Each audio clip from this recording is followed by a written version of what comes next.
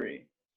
Hello, this is Sam. I'm here with Dr. Beau Branson today. We're here to talk mainly about the Trinity. Dr. Branson is a professor of philosophy and specializes in analytic theology and has a background specifically focusing on the Trinity. I first heard of him when he was on Dale Tuggy's podcast, Trinities. Dr. Branson had made a presentation sort of responding to and critiquing some of his ideas. And Dale Tuggy posted that and replied to that. And I thought that we would sort of continue the conversation and get to know each other a little bit better. This isn't really a debate or anything like that. We're just trying to listen to each other and talk and learn and try and help Trinitarians and Unitarians see if they can understand each other better and have productive conversations. Beau, you said I could call you. Yeah. Do you mind sharing sort of your story and your theological background and how you came to be interested in this subject? Yeah. So like I said before, it's a long story, so you feel free to edit. So I guess I'll just start with, I was raised in a Christian home. My parents were Southern Baptists in Oklahoma growing up. And so even, from a very early age, I was, we always went to church and I wanted to be baptized. I think when I was like 8 years old or something, I kept asking like, when can I be baptized? I did a report for a school thing at one point on the Bible, and I hadn't really read it at that point. I just kind of, went to church and listened to the sermons and things, but I got really interested in the Bible and in the history of the Bible and the history surrounding the Bible and everything. So I decided when I was in maybe 5th grade that I needed to just read the whole Bible cover to cover. I was a weird kid, so I decided I was like out on the playground with my King James Bible, trying to get my reading in for the day and stuff. And I got through it all, and then I realized my mom had a different translation of the Bible, and it had study notes and that kind of thing. And so I borrowed that from her, and I decided I'd read that translation with study notes and everything, cover to cover. So I did that, and I'm not quite sure how many times I went through that, but I kind of got to the point where I was like, I remember everything. I remember kind of all of these stories and so forth. But I didn't feel like I was understanding it any better. There's a lot. I mean, obviously, as adults, we realize there's a lot in the Bible.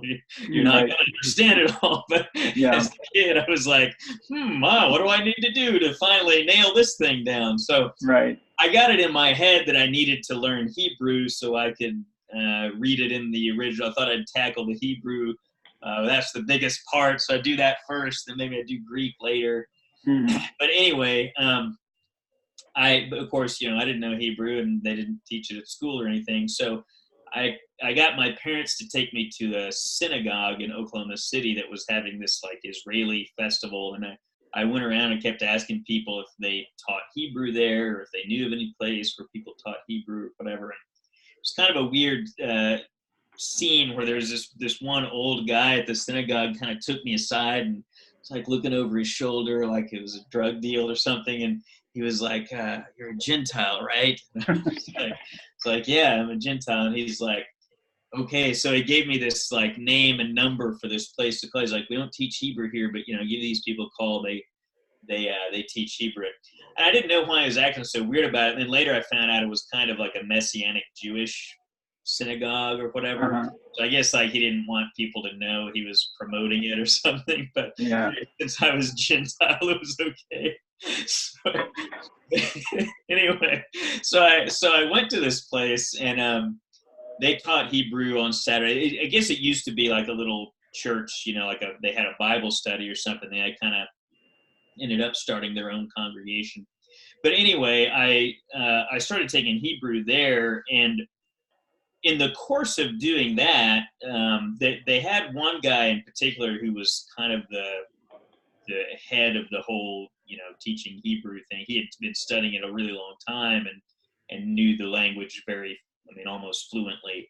And he would frequently come, to some word or come across some verse and kind of stop and say, okay, wait, here's how this verse is usually translated, but let's look at these Hebrew words and see they have these different shades of meaning. And, here's another way you could translate it. And, I started to realize kind of the ambiguity and that, there were different ways to understand some things, and maybe some made more sense than others. And then he also would stop and talk about things in the New Testament where he'd say, well, in the New Testament, you've got this Greek word, and people usually translate it a certain way, but that Greek word could probably be translating this other Hebrew word, and then it could mean something else, and so forth. Mm-hmm. So what really impressed me was it got me really to think more and more about Judaism and about kind of Judaism as the background to the New Testament, and to realize it was like, you can't necessarily understand everything that's going on in the New Testament if you don't have that cultural and linguistic sort of background. Right. The way you're reading it. So I got very interested in that, and from there, I started learning a little bit about kind of the mystical aspect of Judaism, the Kabbalah. I had some books on Jewish spiritual practices and Kabbalah and different things like that.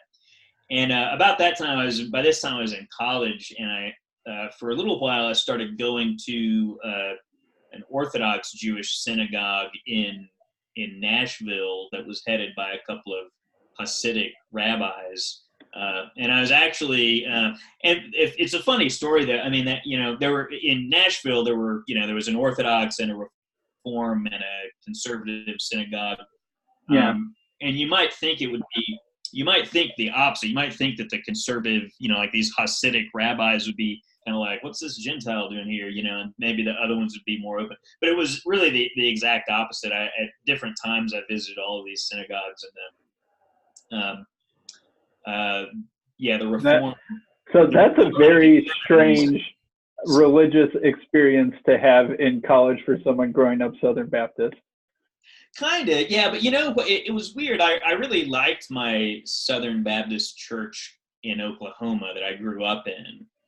But as I was getting older, it started to get kind of bigger and bigger and less personal in a lot of ways, more sort of mega church feel. And then I shopped around, churches in Nashville, and I never really found one that I liked. But also, I was growing increasingly dissatisfied on multiple levels with the Christianity that I was kind of aware of. Yeah. So, one was that I was realizing, like, this theology is kind of a lot more complicated than people seem to make it out to be, and I think there's a lot of depth of meaning going on in the Bible that's just not, like, I'm not hearing people talk about that, and that churches go to. Like, they seem to want these very shallow, like, kind of easy readings of things, and it's like, I don't know that that's really, what was going on.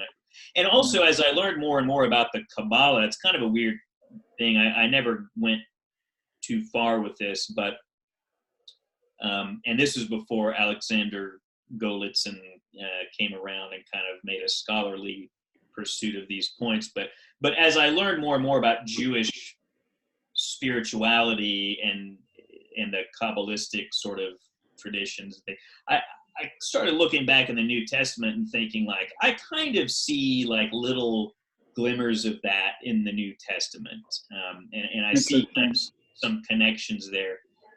And one of the things that I became convinced of from some of that reading is that I became convinced that probably in ancient Israel there really were like kind of formal schools of prophecy, and that this was like there were techniques and there was a whole sort of discipline that it's not all spelled out in the Bible, but I think that was kind of what was going on. Things like, just to give an example of what I mean, like the phrase "the sons of the prophets" that you'll see a few times in the Book of Kings, like that's usually a Hebrew phrase for like a membership in a guild, like if you were an apprentice to a carpenter, like they would call them the sons of the carpenters, like meaning, they were sort of apprentices to. And that's where you even see a little bit of that with like Elijah and Elisha. I mean, he's clearly like got this mentor relationship. And so I started thinking, a lot of people in the church that I grew up in sort of imagined like prophecy being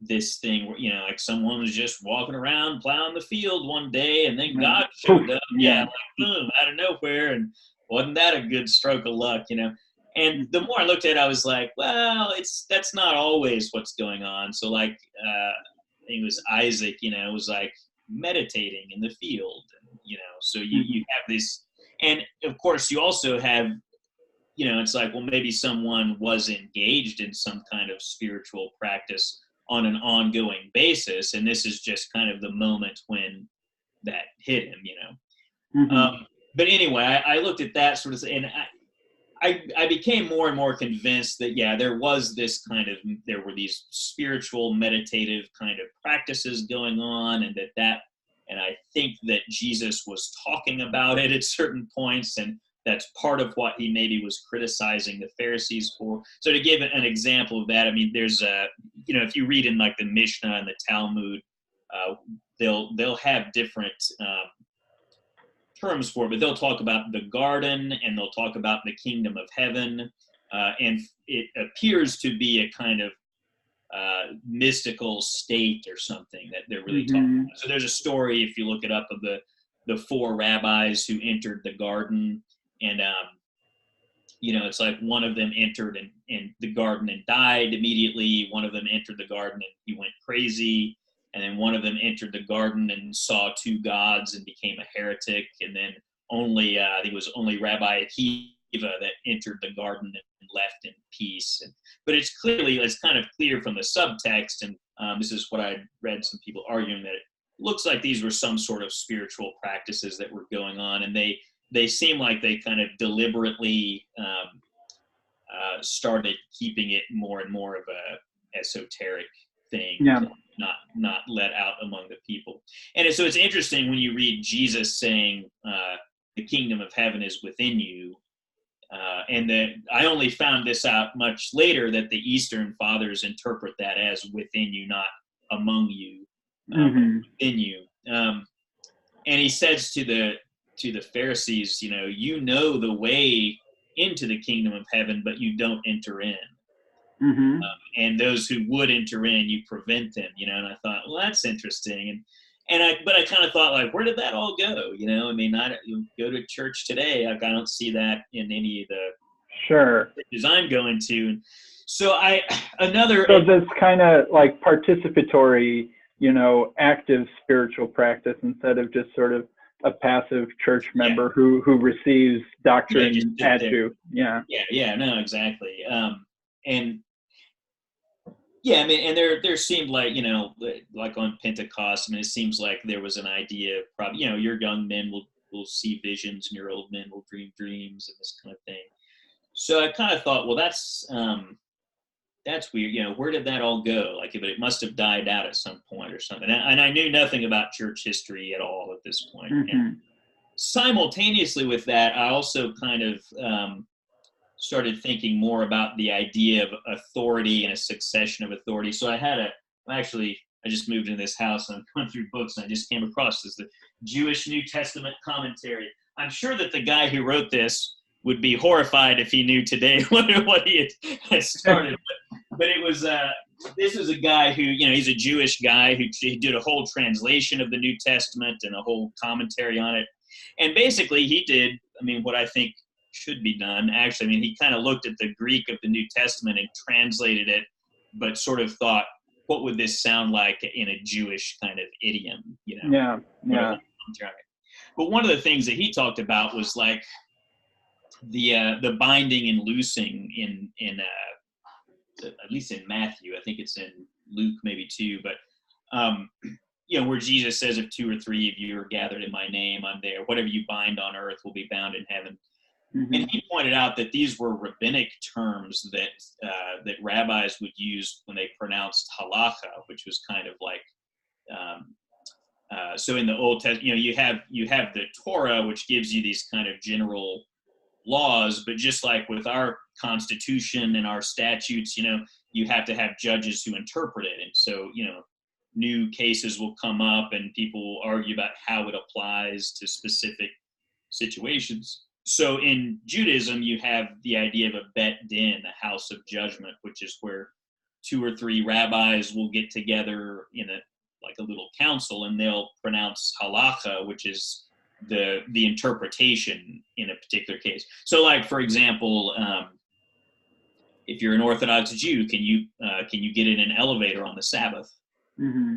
Like, is that doing work? And actually, if you know about this, right, if you go to Israel, Orthodox Jews just have the elevator set to run on, hit every or hospitals in Brooklyn will have that too. Yeah. Oh, is that right? Yeah.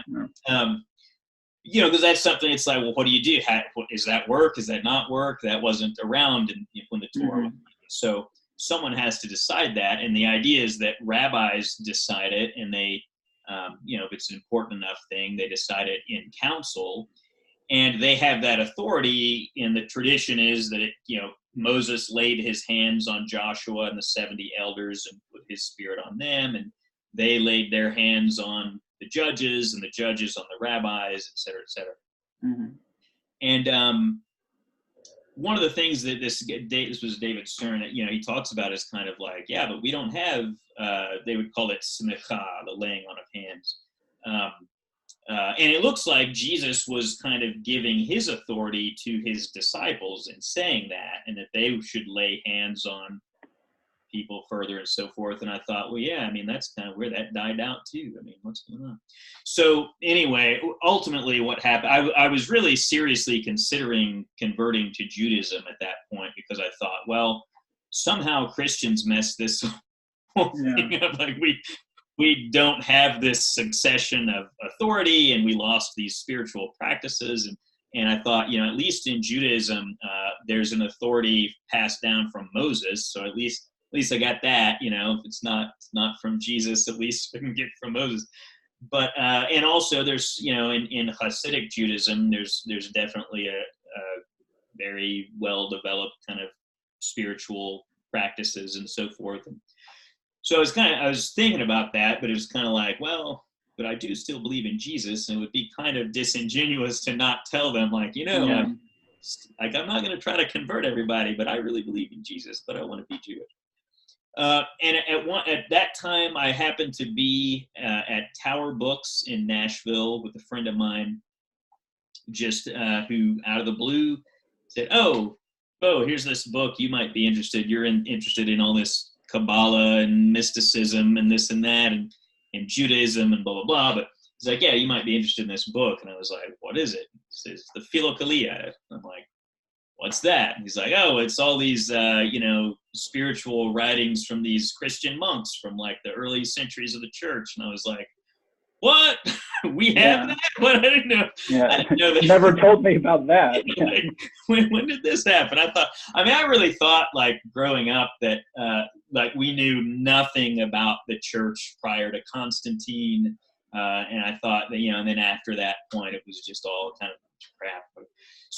But anyway, I picked up the first volume of the Philokalia and started kind of noodling through it there, and just from the first, just kind of skimming through it there in the bookstore, I was like, whoa, this is, like, so much of this looks like kind of what I had imagined. Not exactly, but, I was like a 19-year-old kid or something. But, and I just mentioned, later, like now, Alexander Golitsyn has this whole kind of school of thought where he's comparing, Jewish medieval Kabbalah to Eastern Orthodox spiritual stuff. And the interesting thing is, it looks like there was absolutely no cross-fertilization. Yeah, neither of them seem to have known anything about the other. But convergent evolution or something.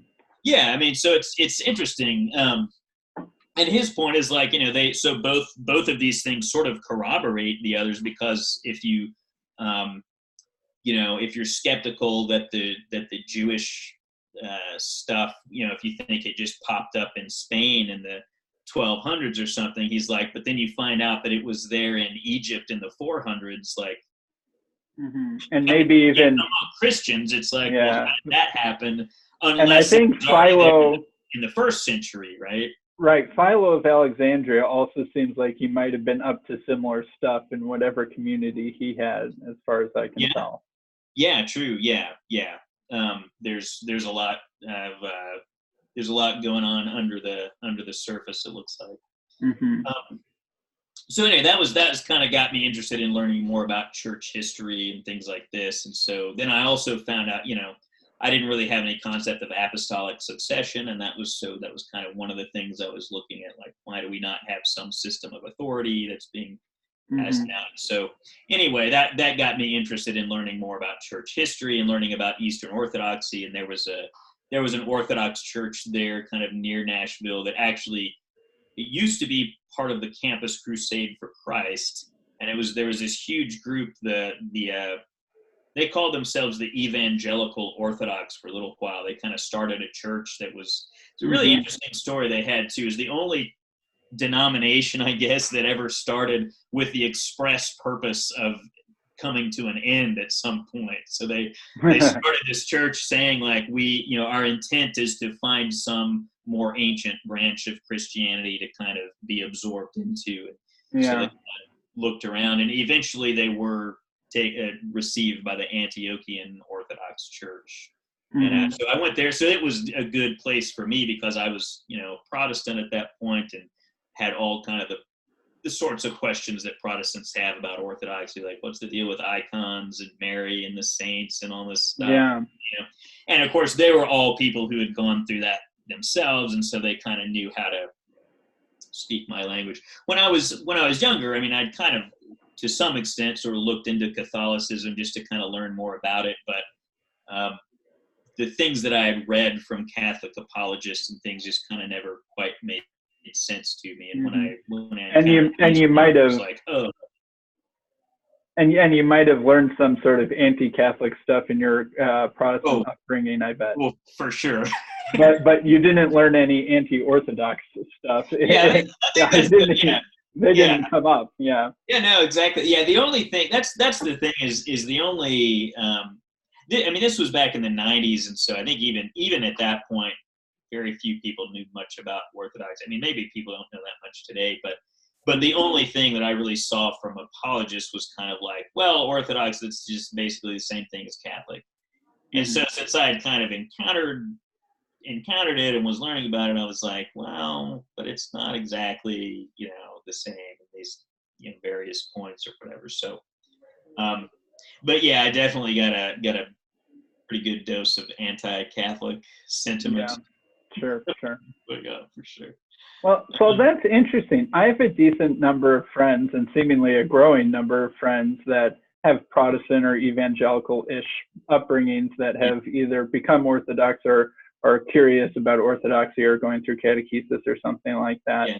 But a lot of times they seem to get attracted through the iconography or stuff like that. Yours seems like sort of a different path of sort of this mystical connection, and then the icons and the liturgy and stuff came after. Although that interest in succession and sort of continued tradition with authority behind it seems to be a common ingredient. Oh, is that right? Yeah. Interesting. Yeah, icons were probably more of a problem for me and the saints and this sort of thing. I remember having a conversation with this will tell you a little bit about the different mentalities too. Like, I remember having a conversation with a Greek Orthodox priest in Oklahoma City, who I was going to the Russian Orthodox Church, but I was kind of friends with the Greek priest too. But I was talking to him about Mary and kind of like, 99.9% of Orthodox will probably say, like, Mary did not actually sin, right, as kind of the effects of sin on it.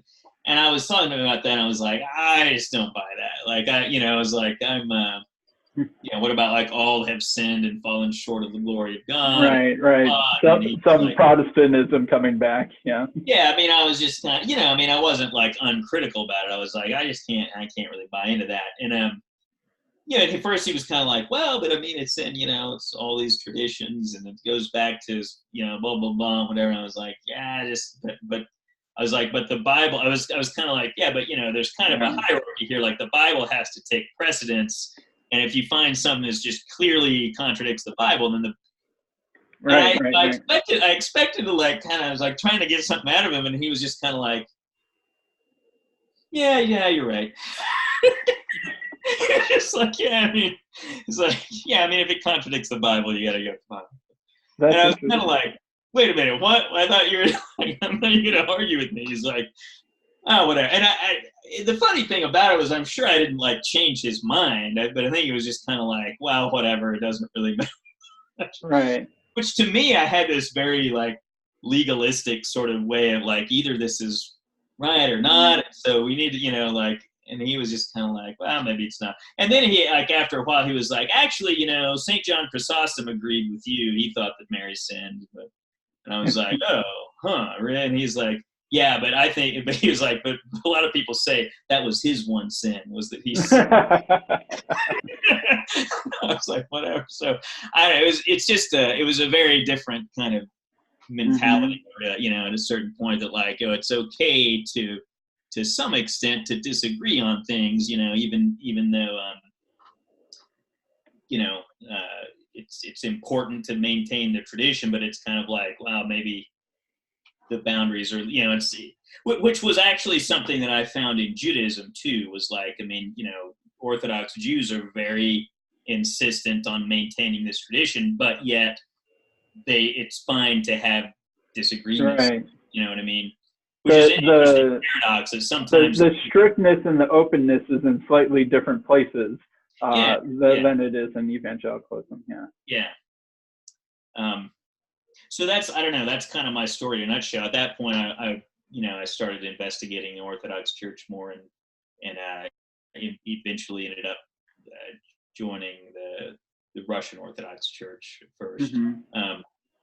And at that point, so I guess to lead into the Trinity stuff too is, I was kind of reading up on all the things that I had questions about as a Protestant. Sadly, the Trinity was not one of them.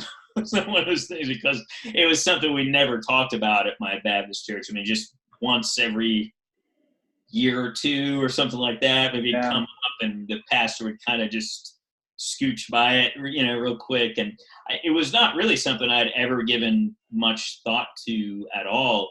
But once you start going to an Orthodox church, it's like first thing you're going to hear, blessed is the kingdom of the Father and of the Son of the Holy Spirit, just like a million times throughout the liturgy. And it made me start really thinking about it more. And I was like, well, these guys have answers about everything else that, kind of satisfied me. So, what's the deal with this? And there were, of course, there was like the kind of church lady that was just like, it's a mystery or whatever.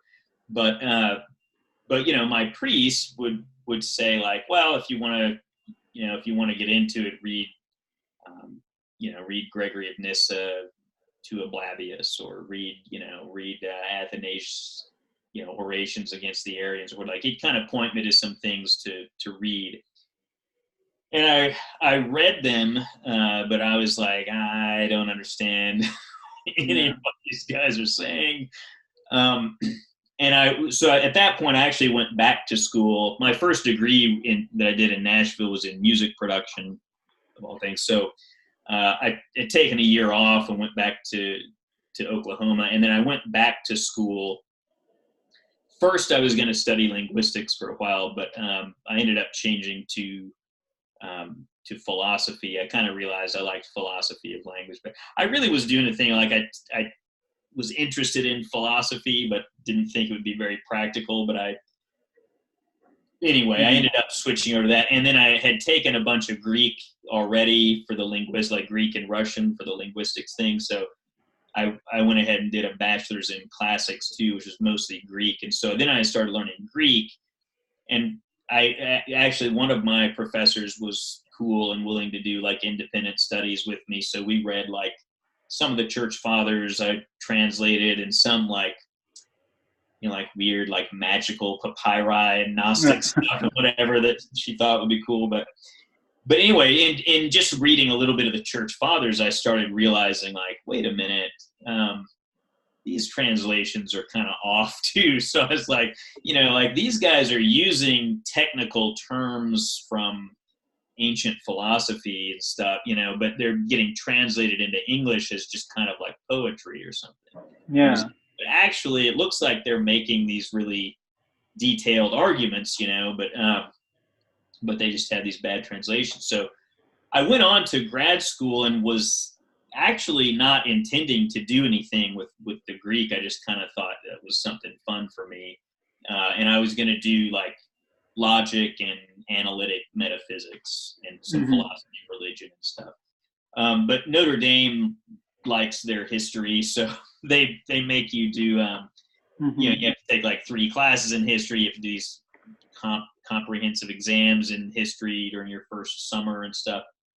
So while I was there, I kind of got eventually sort of sucked back into like the history bug, and at one point I just came across a couple of papers by Richard Cross about the Trinity and about Gregory of Nyssa on the Trinity and on universals and things.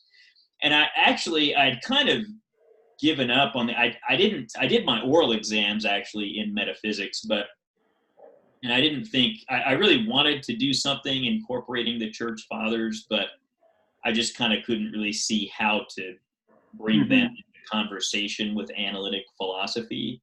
And then when I read these papers by Richard Cross, I was like, wow, that's how you do it. So like I want to do, so I ended up doing my dissertation after all on the Trinity and primarily, I mean, the centerpiece, I guess, of my dissertation is kind of a close reading of Gregory of Nyssa's Ad Ablabium, like about why there's not 3 gods, and just kind of giving it a close reading. And so, yeah, I would say, yeah, if you're going to read the Church Fathers, just realize the English translations are awful. Sure. They don't exist. So. Yeah, I've only casually read the sort of Cappadocian Fathers. I've spent a lot more time reading Augustine. I assume that his translations are probably a little bit better because at least in the West, Latin was a little bit, he was seemingly easier for them to understand. Yeah. But in general, I think the Latin Fathers have better translations because Latin is an easier language for us to learn. Right. It's closer to so English. Much interest in it for so long. Like there's multiple translations of, some by Augustine and some of these things. Yeah. So that's fascinating. So how did you kind of come to? Well, I guess one question is so maybe we should transition a little bit to talking about the Trinity itself, unless there's some more details from the story. But it seems like. So like I said, I have a decent number of Orthodox friends, and I asked them like, hey, is this what you guys believe about the Trinity? Have you heard about this stuff? Because this was new to me when I heard your presentation. Because kind of like you said about Dale Tuggy, I swim in Western Latinized Trinitarian water, so I'm very used to the egalitarian version. And I'm like, well, I'd never heard it talked about like that before. Is this what you Easterners are up to over there? And they were a little bit like, we haven't heard that either. And these are, lay people, but they're pretty well-informed, highly engaged lay people. How common or not do you think sort of in modern Orthodoxy is your monarchical Trinitarianism? That's a good question. I don't really know. I'm not surprised to hear that people might be like, well, I don't really know about that. So let me give you maybe a little bit of the reason why. Florovsky talks about what he calls the Babylonian captivity of Orthodoxy, which if you think about the history of Orthodox Christianity, right, you've got things kind of centered in Constantinople as far as the Roman Empire goes, and you get Alexandria and Antioch and some major cities, but what happens, right, once Islam comes on the scene, so the Arabs kind of are the first ones to go under Islam, like the Middle East, kind of gets swallowed up. And so Greek-speaking Christianity starts sort of shrinking, right, until the fall of Constantinople in 1453.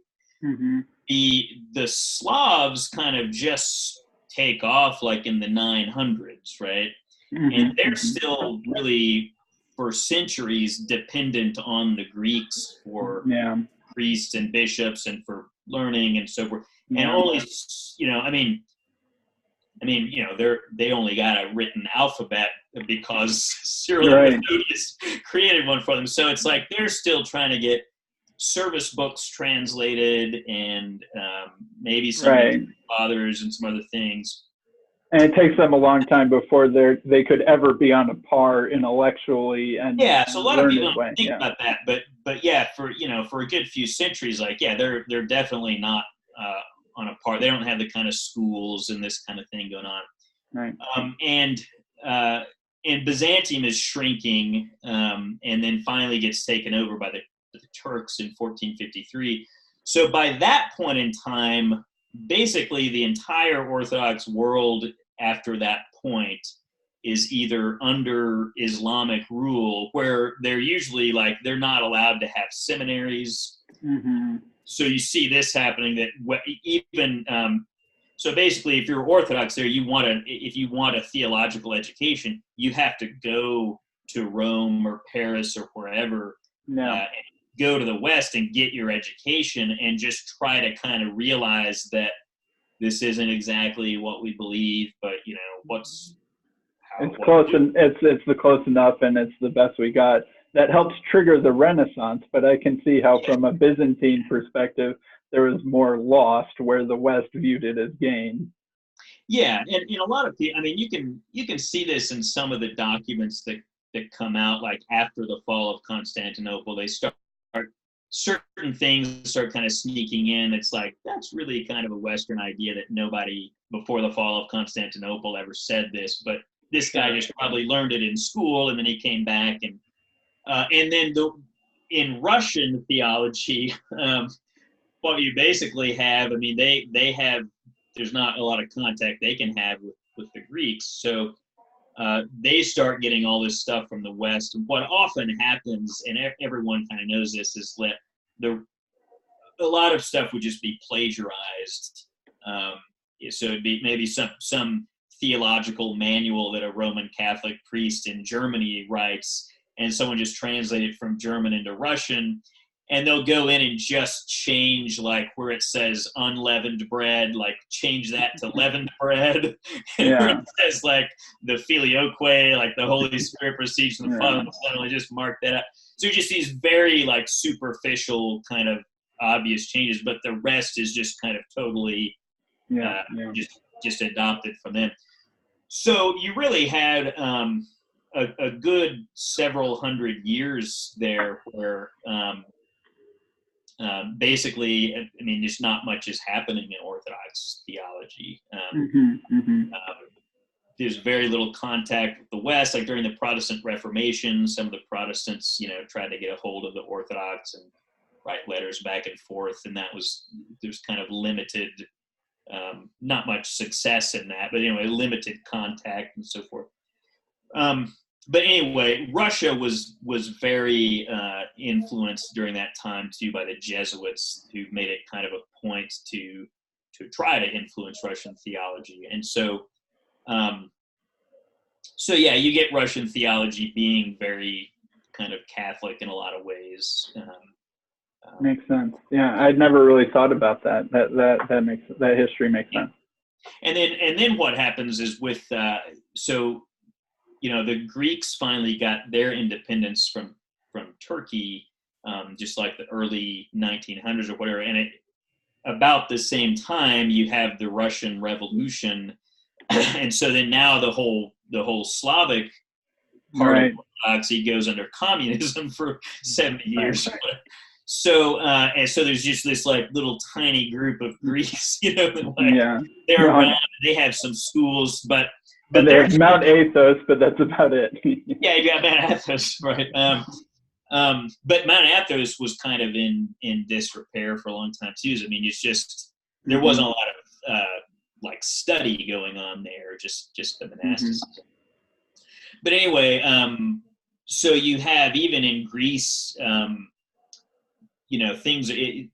There's a kind of like Greek Thomism almost. I mean, it's just like basically a lot of people are like, yeah, Thomas Aquinas is pretty good, and you know, we could just use that and roll with it, change a few things or whatever.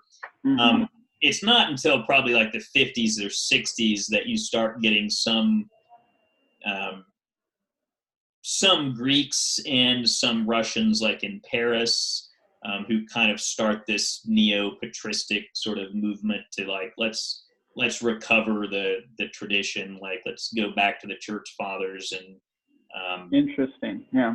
And there's a little more sort of freedom to do that in Orthodoxy, because we don't have like in Roman Catholicism, you know, most people will go up to, I mean, you know, up through Vatican II, you have all these councils that kind of further define all this dogma or whatever. And there's a few councils. I mean, some Orthodox would say maybe there's 8 or 9 ecumenical councils or something like that. There's a few, you know, beyond the 7th that we might recognize, but not so much, right? And so, anyway, point being, there's a lot of freedom to kind of go back and try to recover things. But so I'm not surprised when I hear that, you know, some sort of guy in the pew just thinks of the Trinity sort of in the same way that, you know, he did when he was a Protestant or Catholic, whatever.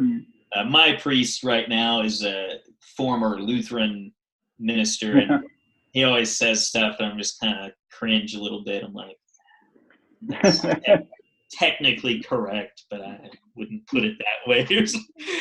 Sure. Well, I know the feeling of cringing when pastors say things, but biting the bullet anyway. Yeah. Also, I noticed a lot of things are translated into English in really problematic ways. So, like, there's a hymn that we sing at the end of the liturgy that also just makes me cringe, and it's something about the Trinity, you know, worshiping the Father, Son, and Holy Spirit, the Trinity, blah blah blah, for He has saved us, and it's like He referring to the Trinity, and I was like, like what is this? So, you know, I looked it up in the Greek though, and in the Greek, of course, it's not He, it's like literally it's she, because Trinity is a feminine noun, but it's like, well, should just be translated as it, like in English, but whoever translated it, translate that way. Some other things, I'll notice a lot of things that even some really egregious things. Like I saw something the other day that was like something about God, the Trinity, or something like this, and I looked it up in the Greek, and it's like, it's just Trinity. Like it doesn't, but whoever is translating it, you know, if that's what they think the theology is supposed to be, and it's like a little bit loose, but whatever, you know, they don't think about it. So you have to always kind of go back and try to track down the originals and see, you know, is this really what it says in Greek? Because it's probably not. So how did you get on this sort of, it's almost like a restoration sort of project, kind of sort of going back and trying to see things before 1453 eyes? Oh, well, that's just something I just do. I think I think most certainly most Orthodox scholars kind of get this, that like, you know, another word Florovsky uses, he has this term pseudomorphosis. So he talks about the pseudomorphosis of Orthodox theology, like after the fall of Constantinople, meaning like the stuff that people start saying like starts to just kind of look like the West, and it's not particularly authentic.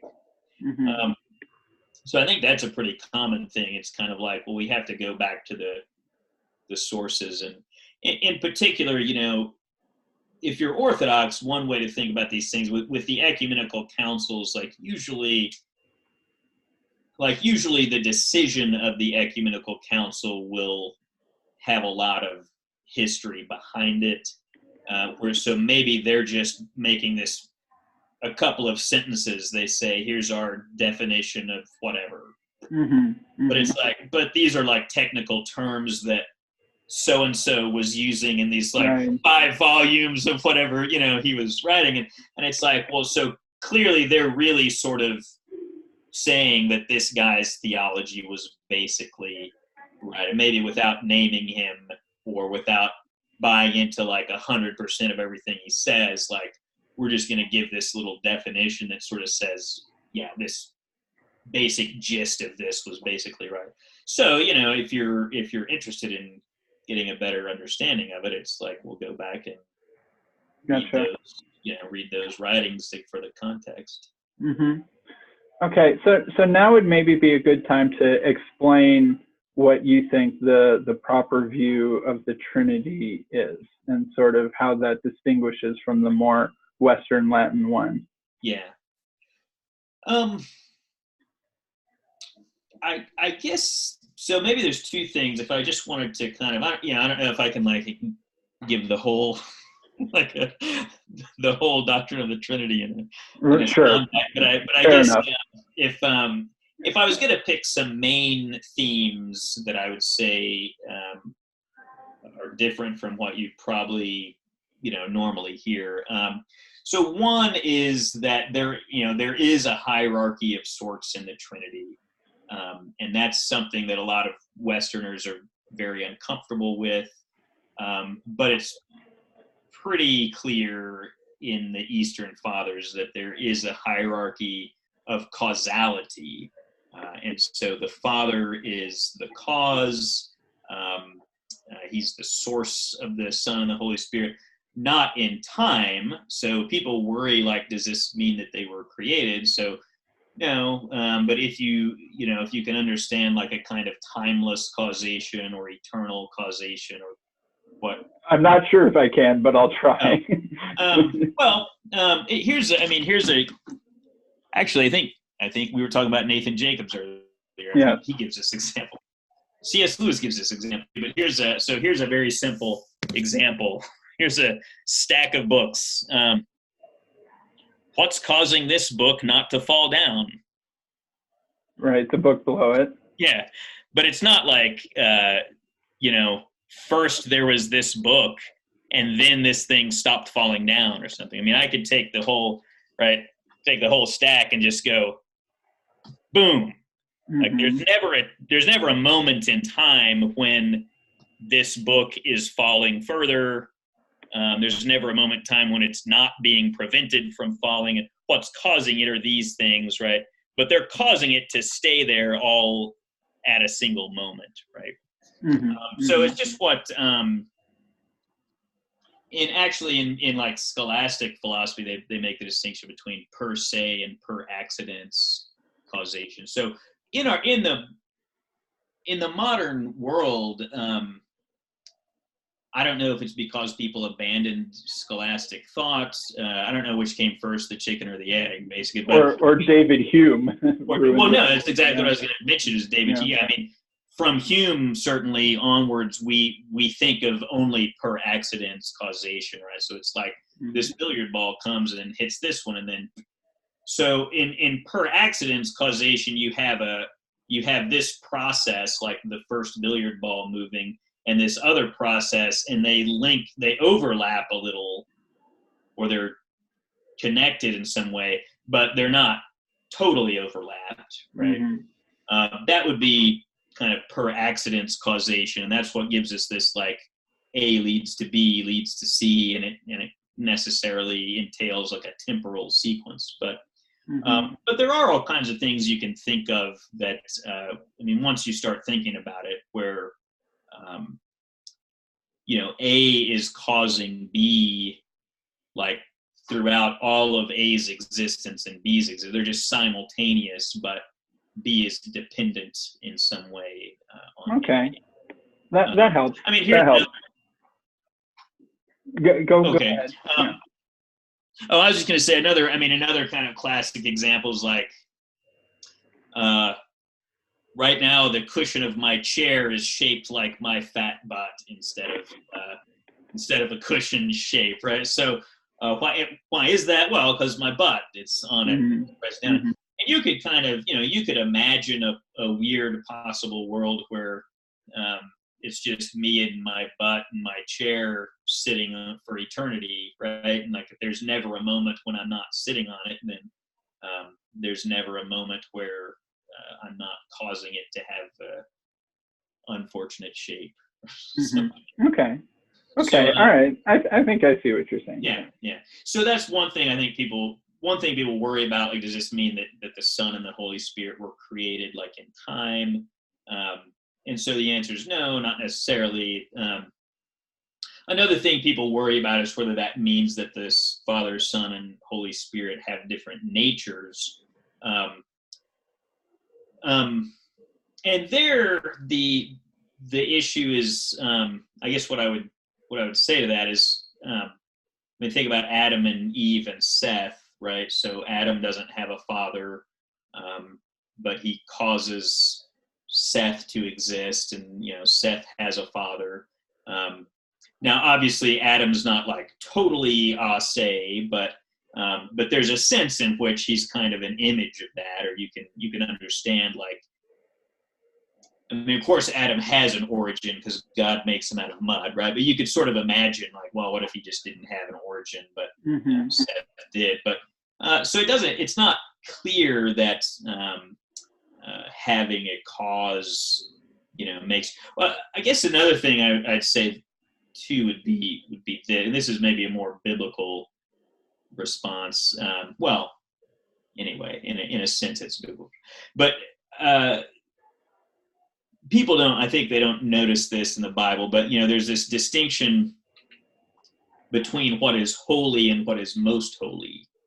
And if you look at the places where the Bible talks about something being most holy, there's one passage where it talks about kind of how the priests can consecrate this thing so it becomes most holy. And it says, when they do this, it will become most holy.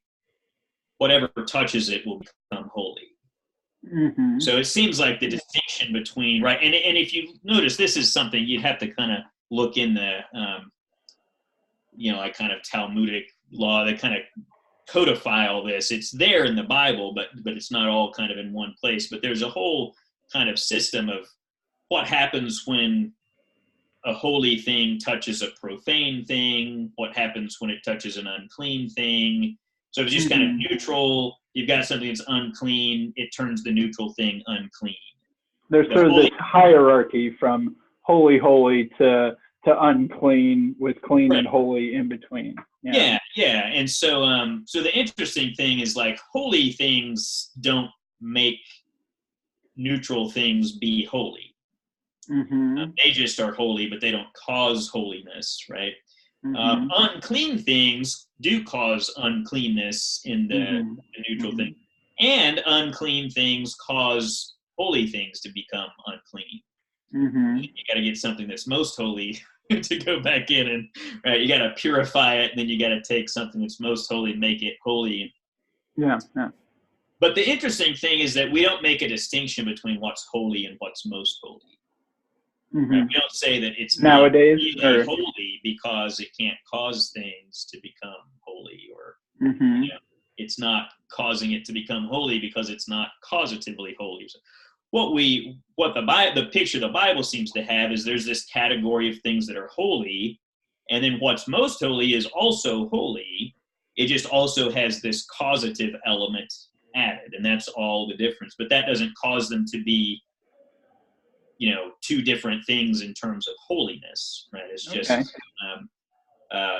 the interesting thing, if you think about it, there's kind of an infinite regress problem that can come up, and that sort of metaphysics of the way the Bible treats holiness solves it in a different way from how the Neoplatonists sort of solve it. So if you think about, if something's most holy, if it did cause something else to be most holy, then you would just have this chain reaction where everything ends up being holy. Right. So like, where do I use the bathroom? Everything's holy. I can't, you don't really want a world where everything's holy and nothing's, neutral or whatever. Yeah. So in the Bible, you have a system of veils, right? So you have the most holy in the temple, and you have a veil, and then you've got the holy place, right? And then you've got a veil around that, and then you've got the outer courts and so forth. And then blood is this weird thing that can allow you to go up to the hierarchy. Yeah, that's right. That's true. That is true. There's an issue in Neoplatonic metaphysics that kind of it's the same sort of thing. It's like the cause. They have this principle that the cause has to be greater than the effect. That they can't have like the same nature, right? So in Neoplatonism, you have a kind of triad, but it's like the one generates the intellect, and the intellect can't be quite as cool as the one. Like it's not quite as unified, and it's not quite the same. Because the worry, of course, is like, well, if the one has to produce another one that's just like it, then it has to produce another one. You just kind of get this infinite series, right? Yeah, this gradation of oneness and closest to the center of things. Yeah. Yeah. So I mean, in other words, there's two ways that you might block a kind of infinite series like that, right? One is to say that the first cause can't produce something of the same nature, right? Can't produce something kind of equal to itself. So that then you just kind of get a progressively, deteriorating sort of chain, right? So eventually you get kind of material beings and so forth. Right. The other way is just to say that, well, he could produce an equal to himself just without the causation. So it would be kind of the equivalent of like the most holy and the holy. They would be the same kind of thing, just without that ability to cause another one like it. And it's kind of part of what the filioque controversy is about, is like, is the Son, is the second person of the Trinity like genuinely a cause? Yeah, it's very similar to the Arian controversy, right? Arianism is almost a perfect Christian map, right, of Plotinus sort of ideas onto that thing. And then Trinitarianism is a little bit different than that, because you say there's this cause without degradation, right? That's exactly emanation while maintaining equality. Whereas a strict Neoplatonist doesn't think that that's a thing, and the Arians sort of seem to have agreed with that. No, that's exactly right. I think, and I think that's clear in the text too. That I think that's exactly what the disagreement was about. Because you do have to block that infinite chain somehow, because that would be weird. Right. So and I think you're right. That's what the Arians wanted to do, and the Orthodox didn't want to do. And a lot of I guess while we're on that topic, a lot of the debate between the Arians and the Orthodox was just kind of about this issue. Like, is God able to produce an equal to himself? Like all sides of that debate in the 4th century would agree, like, God is not going to produce another person who is a cause of another, like in the same way or the same sense as the Father is. And another issue, so one is a kind of metaphysical issue, like, is God just not able to cause something equal to himself? And if so, then, like, is he really all powerful? Right. Sort of the create a stone he can't lift problem. And then another question is kind of an epistemological one, which is sort of, if God is a hidden God, like he veils himself from us and so forth, and so he has to reveal himself through some sort of intermediary, then how accurate is that intermediary, right? In what, another way to put it is, in what sense is this so I mean, the Arians in the 4th century would have agreed with the Orthodox that like the person who appeared in the burning bush to Moses was the second person of the Trinity, not the first. Mm-hmm. The angel of the Lord is this, representation. But the Arians kind of would say that Christ represents the Father conventionally, basically. Mm-hmm. Like, so I can, I can take like these two pins and be like, okay, let's say this is me and this is my wife, and this, on our first date, I was like, hey, Sveta, how are you? And hi. And I can just kind of like play with these little sticks or pins or whatever, and say, okay, this is me and this is her. But at the end of that, if I asked you like, so do you think my wife is beautiful? You're gonna be like, you tell me. Yeah. You're just stipulating that these things are representations, but they don't represent by nature. Like this doesn't represent my wife by having anything in common with her, really. Yeah. So I can't just look at it and tell you whether your wife is beautiful. You have to stipulate that too. And so ultimately, it's like all of the knowledge that you have about her is really just boils down to me stipulating that it's true, right? Right. Have you heard of Jonathan Peugeot?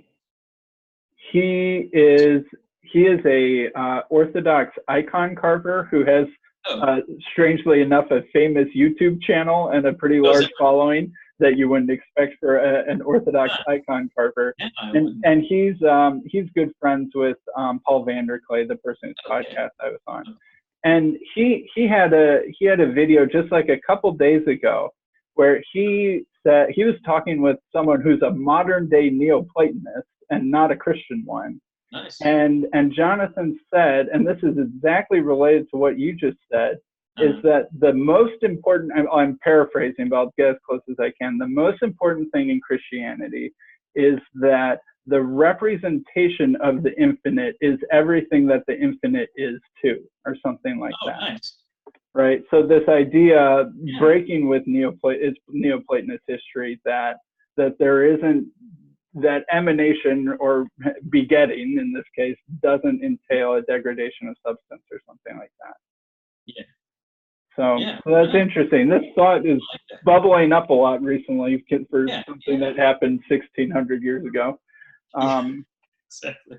Yeah. So you're just, so the kind of connecting this with the Trinity, you're saying that God the Father is the uncaused one, or the uncaused self or being, and that he causes Jesus, the Son, through begetting.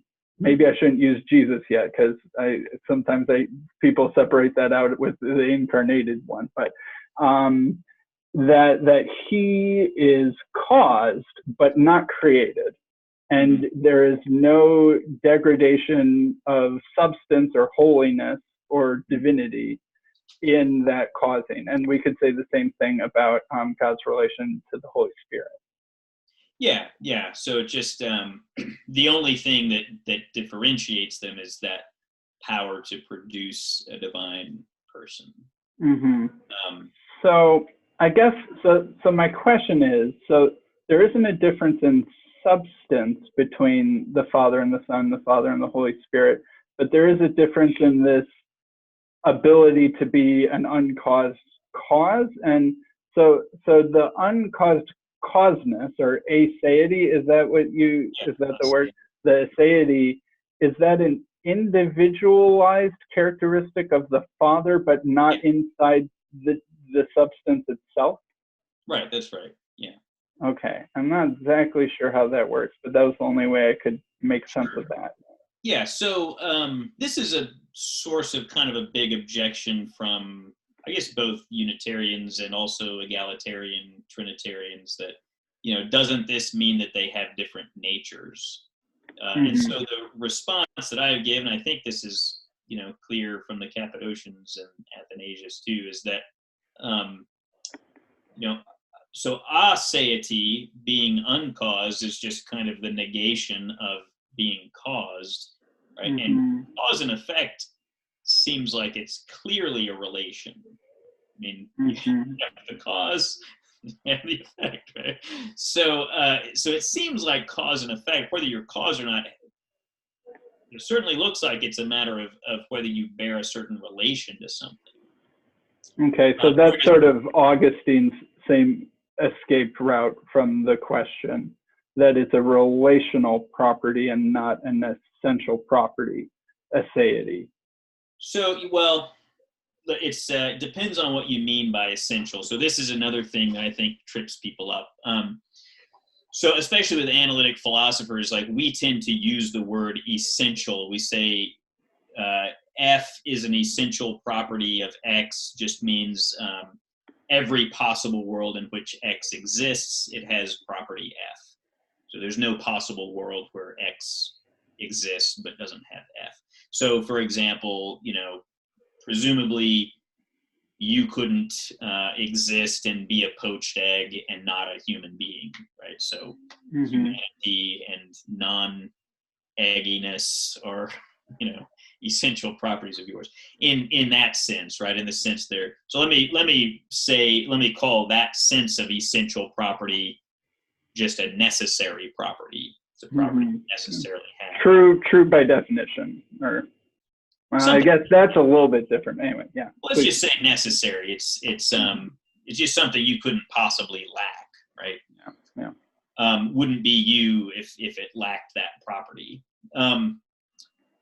On the other hand, so let's talk about a kind essence. So a kind essence would just be the set of properties that you have to have in order to be the kind of thing that you are. So humanity is your kind, and whatever properties kind of come along with humanity would be in your kind essence. So things like being bipedal and being rational and so on and so forth. So so that's your kind essence. And a lot of times people conflate those and they think that those are going to be the same things. But in fact, there's also such a thing as an individual essence. So there are properties that you, Sam, have that you couldn't possibly lack in any possible world, but other people can and do. And also, presumably, there's properties that, if someone had exactly that set of properties, then that would just be you. Right. Identifying you as an individual. So yeah, even me and an identical twin could have different individual properties. But if someone had all my properties, it just means that's me. Yeah. So yeah, if like if we tried to imagine a possible world where it was like, well, like could you have been the product of a different sperm and egg cell and had different DNA and come from different parents, like at a different time and so on and so forth. I mean, like a graphic way to put it would be sort of like, is there a possible world where you were born of the Virgin Mary and the Holy Spirit, and, were crucified for our sakes under Pontius Pilate. And so, and now someday you'll be coming back to judge the living and the dead, and your kingdom will have no end. And where Jesus worships you because he's just a poor sinner, and blah blah blah. And most of us would kind of maybe most of us would resist the part where like I end up being the Son of God or something. But at some point, at least, like if we literally just switched every single property between you and Jesus, right? Then we would be kind of asking ourselves, like, is this really a distinct possible world in which you do all the stuff that Jesus did and he does all the stuff that you did? Or is this just the same possible world as the actual world, and we've just decided to switch the labels on two of the things, right? Right. So if you think that, I guess I won't get too far into the metaphysics of all that, but a lot of us believe that, there are some things that are essential to you. Like at some point in switching these properties, like we've gone too far and that can't be right. Okay? which means you have to have some properties that are just essential to you, that are what identify you in various different possible worlds. Yeah. And that would be your individual essence. And Okay. so those properties would be necessary to you, so they would be essential in this kind of broad sense, but they're essential because they're part of your individual essence, not because they're part of your kind essence. Right. So I have the kind essence of human being, but I have the personal essence of Sam, Right. and the one and only. Yeah. Yeah. Mm-hmm. And so that in the Trinity, the way that works is that the aseity of the Father is his individual essence. So, Okay. so when people say, well, it's essential that God be ase, we'd say, yes. Yes, it is essential to God. He's the first cause. He's the prime mover, or whatever, you want to call him, the uncaused cause. And so, yeah, that's essential to him. It couldn't be that the Father, there's no possible world in which the Son, is begetting the Father instead of the other way around. Just like there's no possible world where Seth was the first created man and begot Adam, because at some point you just be getting those things out of order. Right. So it would seem my intuition's telling me that an egalitarian Trinitarian wouldn't like that very much. Right. For there to be too much loaded up on the individuating essence of the persons of the Trinity. It seems like Augustine wants to avoid that and boil it all down to relational differences without any perhaps individuating essence. I don't know if that's true, but something tells me that an egalitarian Trinitarian wouldn't like that. So I'm sure that, lots of Christians today don't like this picture because they don't want to think of the relations between the persons in the Trinity as genuinely causal. Mm-hmm. They want to use the word begetting and proceeding in a way that's just, it's not cause and effect. Mm-hmm. It's just some kind of asymmetrical relation. Yeah. So it individuates them, but it's not genuinely causal. Right. The difficulty that I have with that is here's the thing, like, if I want to know what's individuating, this book from that book or whatever, there's plenty of things, right? But spatial relations are one of them, so those will individuate things. But when it comes to the persons of the Trinity, like, just assuming for a minute, let's put our Trinitarian hat on a thing. Like, if you were a Trinitarian, like, well, these things are supposed to be omnipresent. They're all three omniscient and omnipotent and omnipotent. It's like, what would individuate them besides cause and effect? Mm-hmm. Like, what kind of relation can obtain between, you know what I mean? Like, there's no Yeah. relations. I There's don't no, think like, smarter than relation. There's no right. than relation. Well, So, as a Unitarian, I don't necessarily buy that Augustine and the Westerns really came up with a good, satisfactory answer to that question. Yeah. But they attempted to do it without, I think, individual essences. Whereas for me, I would just say God's individual essence and type essence are the same. There's just a one-to-one map between those, and that's something unique about the one God. Yeah. You may as well, right? If you've only got one of a kind. Right. Yeah. And I don't know, if I had thought about this longer, I could almost maybe try and come up with an argument why God would be the sort of thing that would have to be true of. But maybe there's such an argument, but I don't know it. We'll have to do it round two or. Mm-hmm. But yeah, I don't know. I'm not an Augustine scholar, so I don't like taking a official position on this, but my hunch really is that I think Augustine is much closer to the Cappadocians and the Eastern Fathers than how he's read. Interesting. Yeah, so, one thing that I've realized is, like, so this is, kind of similar to the thing we talked about earlier with the, kind of Islamic conquest of Orthodoxy and so forth. Like, in the West, you had this fall of the Roman Empire, like, not, basically around the same time as Augustine. and a widespread lack of knowledge of Greek and this kind of thing. So for a long time, you really had just Augustine and the other Latin fathers, and Augustine wrote so much stuff that he just kind of came to dominate. So Yeah. And you get this kind of tradition of reading him in a certain way. And so as the tradition kind of goes off on its certain tangent, people just start reading Augustine in that way. And they're not really reading the Eastern Fathers so much either. So you get this kind of weird, like vertical tradition, like trajectory. So you're contextualizing Augustine in this vertical context instead of a horizontal context. And I think if you go back and just say, let's forget about Aquinas and Boethius and all these people that are interpreting Augustine, like you just read Augustine and then you just read the Eastern Fathers, I think there are some key differences. I think there are a handful of really critical moves that he makes that I think he probably shouldn't have made. But I think he's, for example, he'll say,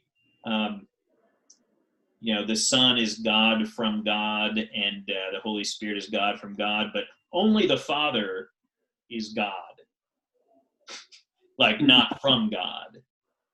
And so, he kind of does these things where and actually the funny thing is if you read outside of the De Trinitate, interestingly, he says some very different things, like in his commentary on John and in some of his homilies and things like. Maybe that was earlier in his life, right? Didn't he kind of wrap up and edit De Trinitate right towards the end of his life, I think, but I could be wrong.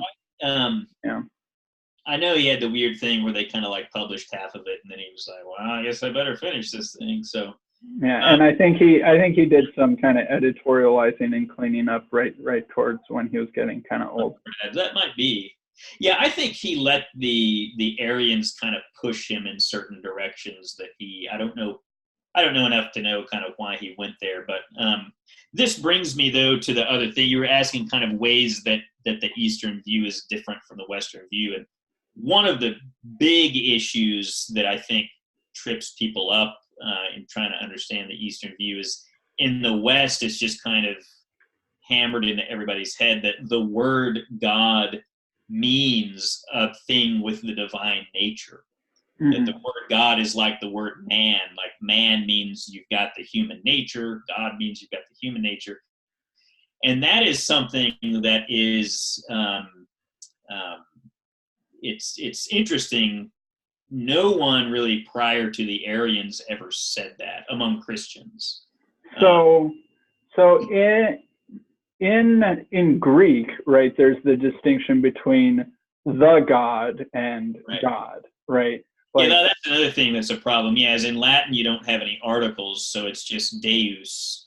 But in Greek, you got theos, which is a general kind of noun, and then o theos, which makes it definite. Right, and then you can use theos like as an adjective, right? And yeah, you can use it in an adjectival sort of way. Yeah, right. Almost like saying godly, except godly to us means something a little bit different than or like divine or whatever. Yeah.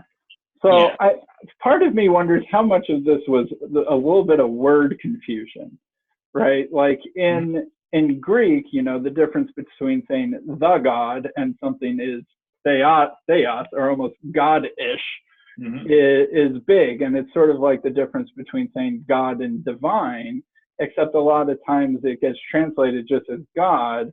So there's this kind of confusion where does God mean the person, a person God, or does it mean a thing that has godness?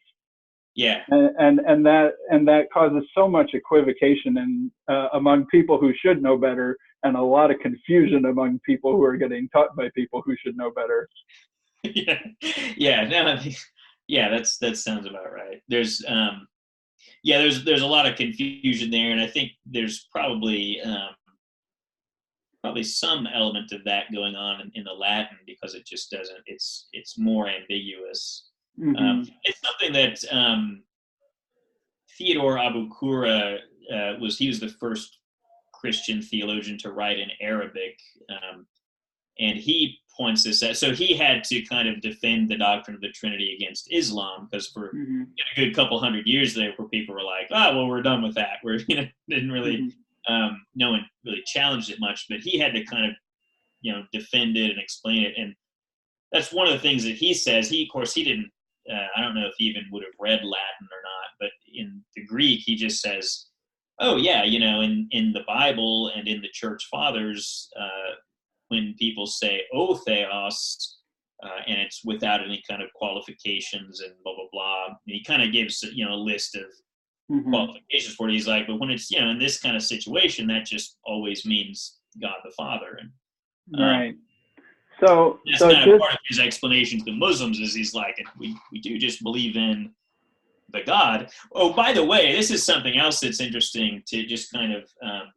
Just something to think about. In the Quran, Western scholars routinely just say like, "Oh, Muhammad, this guy, he didn't know how the Trinity works," because in the Quran, what it says is that Christians believe that God is 1/3 of a Trinity, and they're like, "Well, of course he didn't understand. No, God is the whole Trinity. He's not, one member of the Trinity."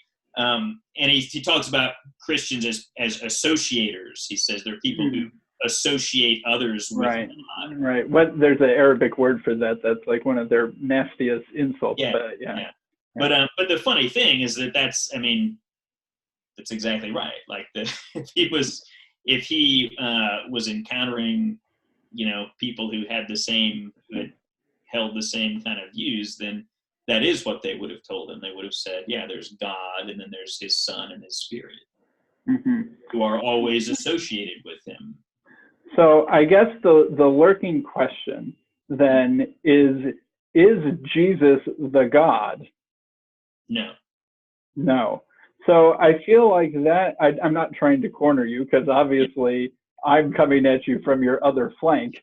But an egalitarian Christian, like I feel like most evangelicals, like you said, almost never hear about the Trinity in very much detail. Maybe it shows up in song lyrics, if anything, more than anything else.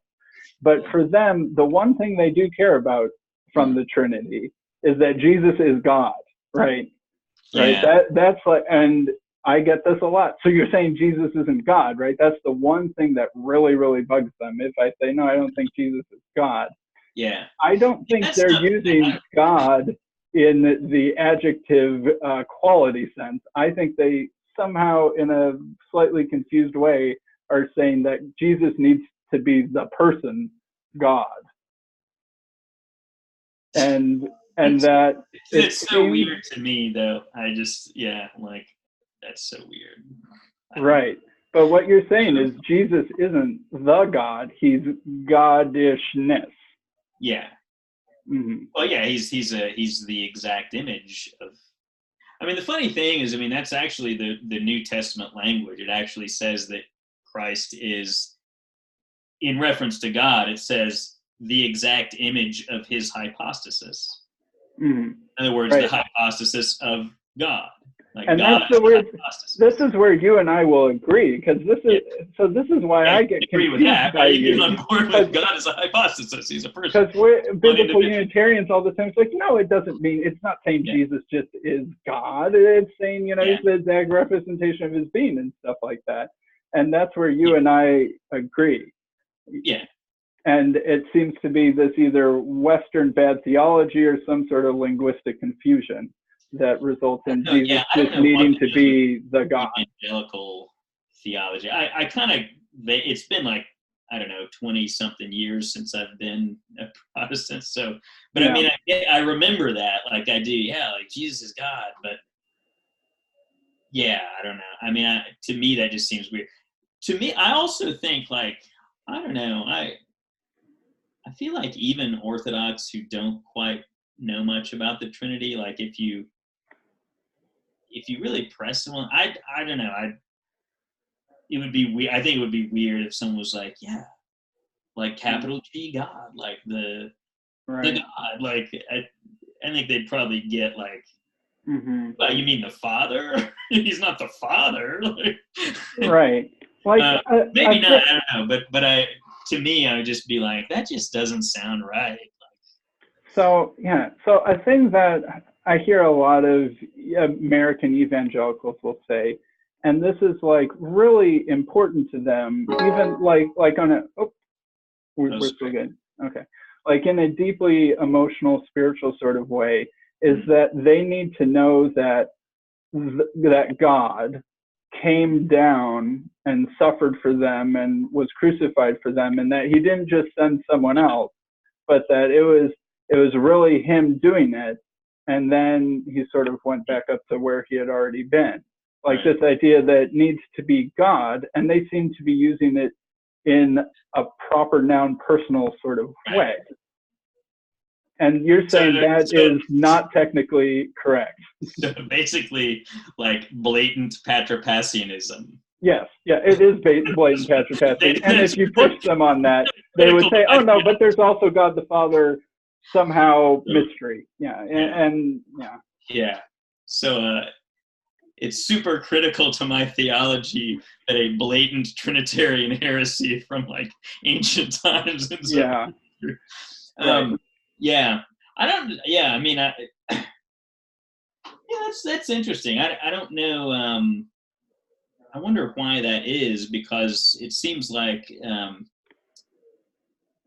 most Western Christians, I guess, would have some kind of like satisfaction theory of atonement or some whatever. Maybe people are getting away from that now. I don't know, but I think they seem to think that it's just like as long as Jesus is infinitely awesome. Yeah, it's like I think a lot of people think that God satisfied himself.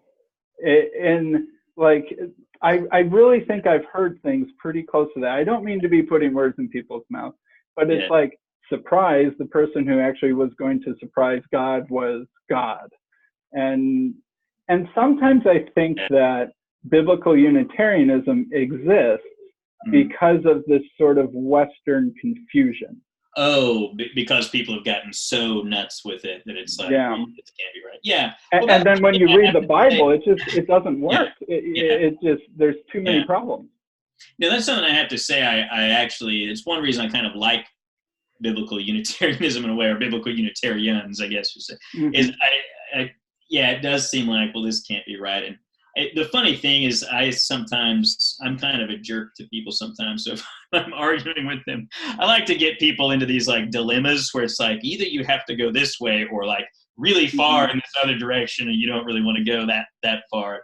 So sometimes with Protestants, I will do this where they're really like sola scriptura, like just the Bible, whatever. And I'll be like, the Trinity's not in the Bible anywhere. Like, yeah, it is. And I'm like, well, not explicitly. Like, well, but the idea is there. And I'm like, well, what idea? Like, show me. So that's really funny. This is so weird, because it's like we're I'm sure we'll have some disagreements, but it's like you and I are on the same page on that one. Yeah, on that issue, it's just you've gone left and I'm going right or whatever. Yeah. So but I think that's admirable though about Biblical Unitarians. That's like, hey, let's be honest about what's really here and what we can find or whatever. I mean, I don't advocate sola scriptura at all, but if I did, I'd be like, why the Trinity, or like what kind of doctrine of the Trinity, or like how much, like you know what I mean? Like, so given Protestant assumptions, you can see where we're coming from. Yeah, no, absolutely. I mean, I guess I have to say, I still think. So I still think it's in. I think the Trinity, at least as I see it, is in the Bible. I don't want to give the wrong impression. Sure. But I also think. I mean, I don't know, like trying to prove it from the Bible seems tricky. So do you think that is always like, there's always ways you can interpret a verse or whatever. So do you think that the biblical authors and sort of first generation Christians were Trinitarian but unable to articulate it, or were confused, or how exactly would you tie back from sort of later Cappadocian understanding? How does that connect back to the Bible itself and sort of, first century ideas? I would say I don't think that the New Testament authors probably would have needed to spell it out very much, because there were Jewish groups. I mean, that was a live option in Judaism at the time. So it's really not until about 200 AD-ish with the Mishnah and so forth that the rabbis kind of start trying to backpedal and say, like, we've never believed this stuff, you know. And what do you mean by this stuff? That there could be like more than one divine person. But it's still there. Like, there's still, I mean, if you read, you know, like Two Powers in Heaven and these kind of things, I mean, there's a good paper too. Daniel Boyarin, I like a lot. He has a paper, The Gospel of the Memra, that's really good about going through the Gospel of John. And he's an Orthodox Jew, and he's just straight up like, yeah, you could have been a Jew in the first century and believed in multiple divine persons, or at least two. I mean, the third, the Holy Spirit's maybe a little wrinkle, little new, but Sure. But at least like two. That was not a weird view necessarily in the first century. So to me, it just seems like, why did they not go into detail about this? I mean, they probably wouldn't have really needed to. So I think we should probably clarify what divine means. And this is probably a part where we might start to disagree. Yeah. Or at least disagree. Maybe we'll agree what divine means, but then disagree on whether Jesus is that, or maybe we'll disagree on what divine means, but agree that Jesus is that. So what's the divine substance, and what does it bring to its members? So good. This is one thing that I think a lot of people misunderstand when they read the Church Fathers, especially the Cappadocians. So a lot of people will read the Cappadocians and they use the word mystery a lot. And they'll come away from it thinking like, oh, they're just sort of saying that the doctrine of the Trinity is incomprehensible. And that's even what a lot of Orthodox people, I think especially Russian Orthodox, like church ladies and things, will just be like, it's all a mystery. But if you read them carefully, they never say that. They never say like the doctrine of the Trinity is a mystery. The one thing that they do say is a mystery is what the divine nature is. Okay. So it can't be given a definition. Mm-hmm. And it can be given an apophatic negative definition, but not a positive cataphatic definition. Yeah, I mean, yeah, you can say what it's not. So, I mean, we know God's not a horse or a cow or a donkey or a person or whatever. Not that that's like super helpful, but ultimately we just don't know God from his essence. We know God from his activities. Okay.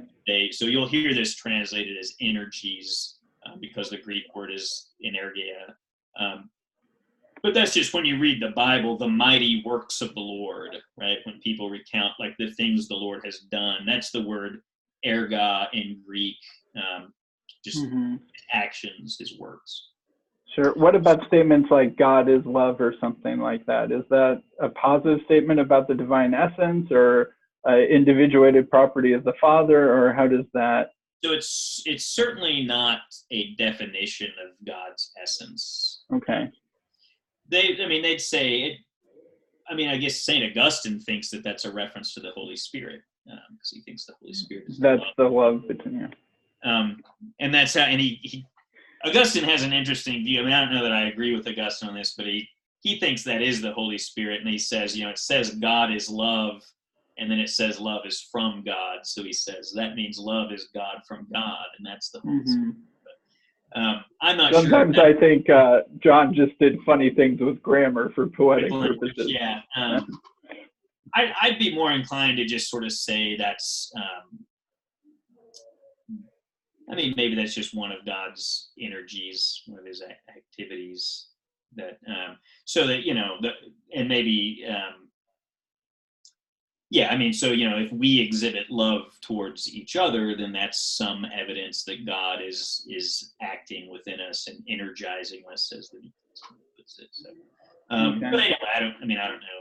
but I wouldn't say it's like the essence of God. Mm-hmm. The reason that the Cappadocians thought that, the reason that they say that that's the mystery, the Eunomians wanted to say that essentially that aseity just is the divine essence. Mm-hmm. That's all it is to be God, is to be ase. And so then it's like, look, even on the Cappadocian view, I mean, on anyone's view, only the Father has that. So the Son and the Spirit can't be ase.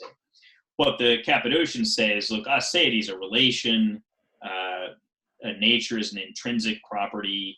So aseity can be God the Father's individual essence, but we don't know the kind essence. We don't know the ousia. Mm-hmm. So well, that seems to leave. Sorry. I was saying that seems to leave a lot of play in the joints as to what Jesus being divine means.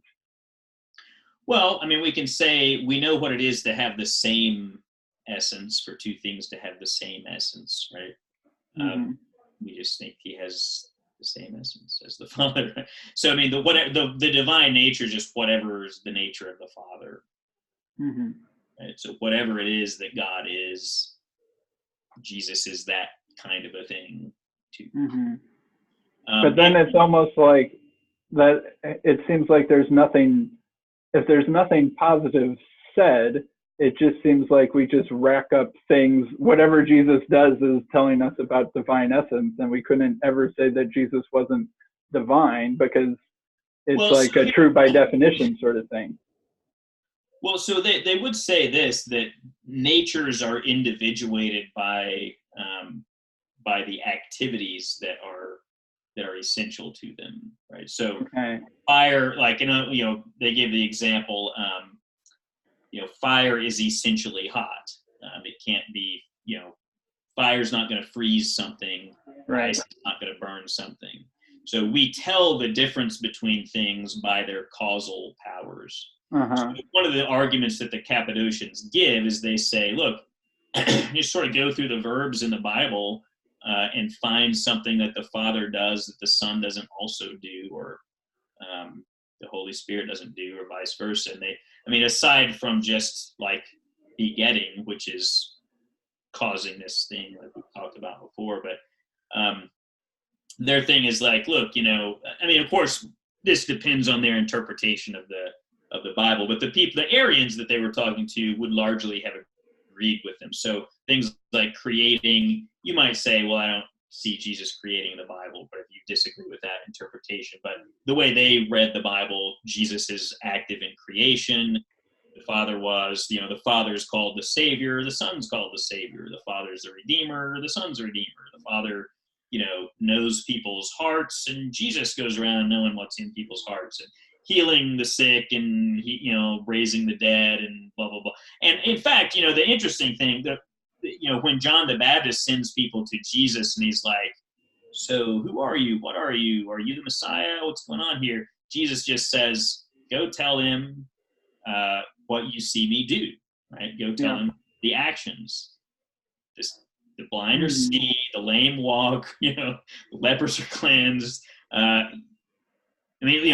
sort of take that as Jesus was afraid to come out for fear of the legal ramifications just yet. But I see what you're saying. And they were sending a coded message to John the Baptist that couldn't yet get him crucified, but would tell John what he wanted to know. No, I think that's right. But throughout the Gospels, in other words, I'm just saying this is kind of a principle that you find even biblically, right?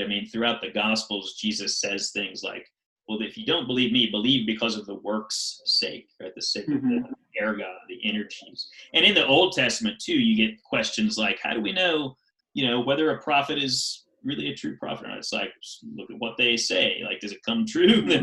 But I don't see how we could do those things without starting to have a positive theory of divine nature, right? If there is no positive theory of divine nature, I don't see how what it's accomplishing to say that someone has it.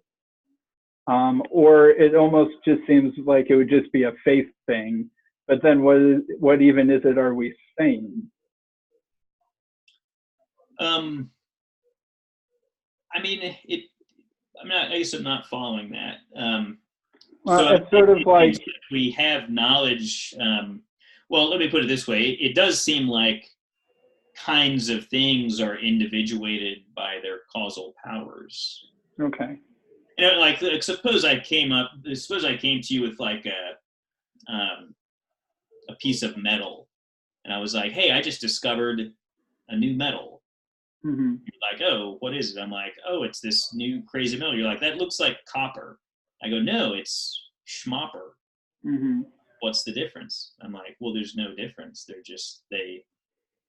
have the same melting point. They conduct electricity alike. They're both Mm-hmm. ductile and malleable and both. I mean, sure. Like at a certain point, you'd be like, I don't see how these are two different natures if they do all the same things. Like, okay, right. what would it mean to say that it's not copper but it's really schmopper if everything is the same way? Yeah. So is it sort of related to just sort of a general kind of Platonic idea that essences are inherently sort of out of reach? No. I mean, there's a bit of that. There's certain moments where the Cappadocians will say it's kind of like, well, I mean, really, we don't directly, I guess, see the essences of anything in some sense. Even copper, yeah. But I don't think they're committed to that. I think they just, I mean, their point is just they make this argument that, look, clearly the way we tell two different natures apart is that one is able to do something that the other one doesn't do. Sure. And so they're like, well, what is it that Jesus does that the Father doesn't do, or that Father does that Jesus doesn't do? So I guess I have a question then, although this might drag us into talking about the incarnation, but maybe that's okay. Mm-hmm. So like a thing that like a common biblical Unitarian point is like, gods are immortal, Jesus dies. Mm-hmm. What more can I tell you? Sort of thing to say that Jesus isn't God. Yeah. Although even then, as I'm saying that, I'm starting to realize that that definition doesn't quite work on you the same way that it works on an egalitarian Trinity. Yeah. But in any case, it seems like he's doing something that would contradict the attribute of a divine nature.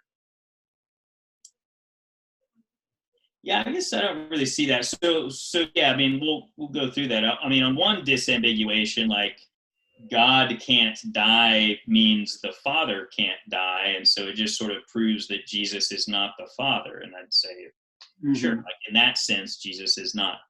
He's not capital G God. Then you might say, oh, but it's something with the divine nature can't die. I mean,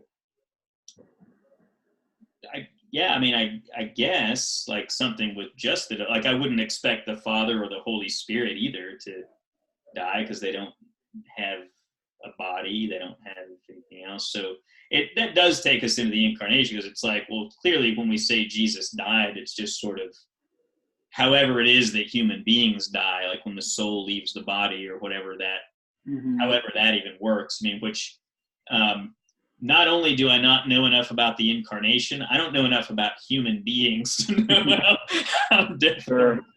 So, but presumably whatever it is that we have, like a body and soul or whatever, and whatever happens with our body and our soul when we die, I mean, I'm not sure why that couldn't have happened to Jesus's body and soul when he died.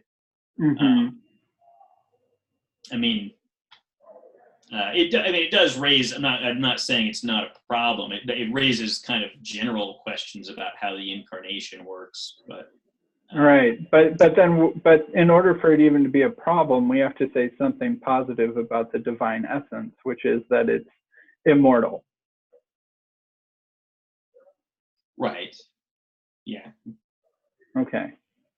So we do have some amount of Well, you can characteristics. say, so we can say, yeah. So the Cappadocians are clear on this. They say we can say things about the divine nature. All right. We won't ever have a perfect grasp on it. Yeah, we know things about. So they say that, you know, ta peri ton usia, like they are peri tis usias. Anyway, the things about the nature. So they say we can know facts about the divine nature. But keep in mind, when they talk about an usia, I mean, this is a technical term, right? So what we mean is, can we take whatever you are and define that in terms of genus and specific difference?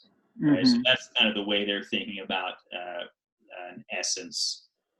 So we probably should have defined usia about an hour ago, but sure, yeah. So, well, essence, and in this case, it's sort of the answer to the Aristotle kind of puts it as like it's the answer to the question, what is it? Meaning, what kind of thing is it? So, like a man, a cow, a horse, whatever. I mean, specifically, what they really mean there is like, so if you know about Aristotle's 10 categories, right? The category of substance is a general category, and a nature or usia would be the lowest level species in the category of substance before you get to individuals. So, like, you've got bodies, and then animals versus, or let's say living bodies versus inanimate bodies, and then you've got animals versus plants or whatever, and then within animals you've got, you know, so you kind of go down the line till you get to the lowest level natures. You know, the lowest species would be man, donkey, horse, right, ape, whatever. And we even still have that same language, same word in the English language. Yeah, we still talk about genus and species. But the problem is that in the Aristotelian sort of scheme, I don't know how deep you want to go into this, but the genus will always correspond to matter, and the specific difference will correspond to a form that is accidental to the matter.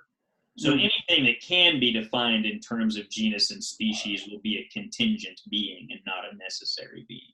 And that's the big worry that they have, is they don't want to say that God's a contingent being. Then he needs a cause for his existence and so forth. Or needs matter, in order for him to have shape, right? Right, because, like, it seems like a Platonist wouldn't need to worry about that, but if you think that matter is the thing that gives shape to form, then it would be very weird to be using that sort of language about God, unless you're Tertullian. He seems to think that that's fine. But yeah.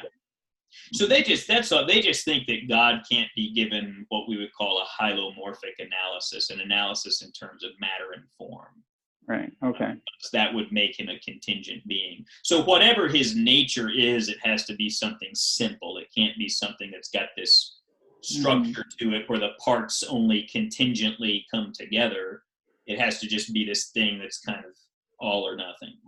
And because of that, means you can't break it down and give a definition. But they'll say we can know things about the divine nature, and specifically, the way that we have knowledge about God is just through his energies, or through his activities, you could say. So just the same as, like, you know, suppose that some weird substance fell to Earth from outer space, and we'd say, like, well, we don't really know what this stuff is, but, you know, it blew a hole in my, you know, like in my backyard, and you know, stuff gets radioactive after it, you know, comes within so many feet of it, and I mean, we can start learning things about, like, what it does, even though in some sense we kind of don't know what it is. It's this weird stuff.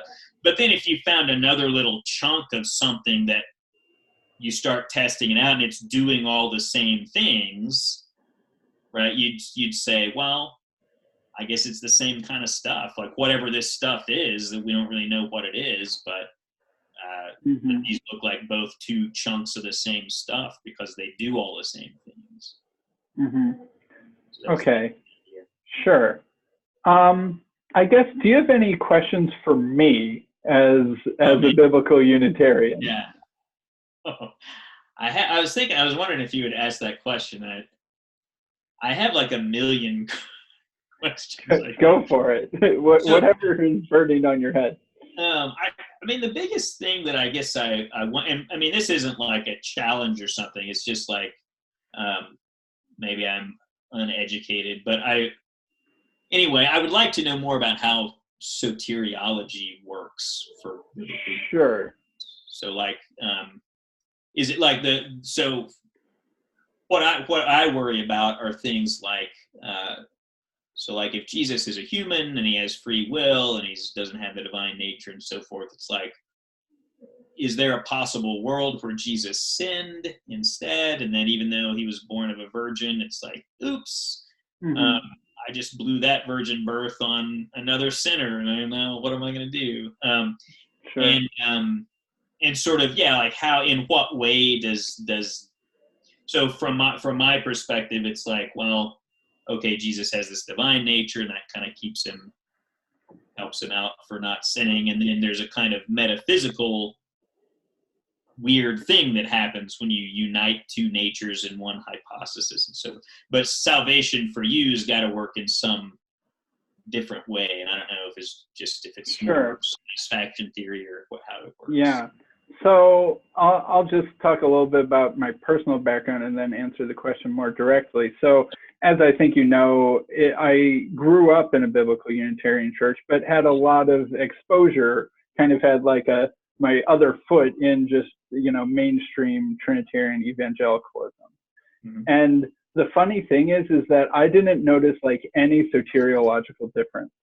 Oh, yeah. It is like the funny thing, like the reason why I didn't think it was that big of a deal to move back and forth is it seemed like the heart of the gospel, and that is probably very similar to what you learned as a Southern Baptist. I couldn't tell any difference or any meaningful difference, except when people would say like, oh, but it needed to be God to come down. I'm like, no, it didn't.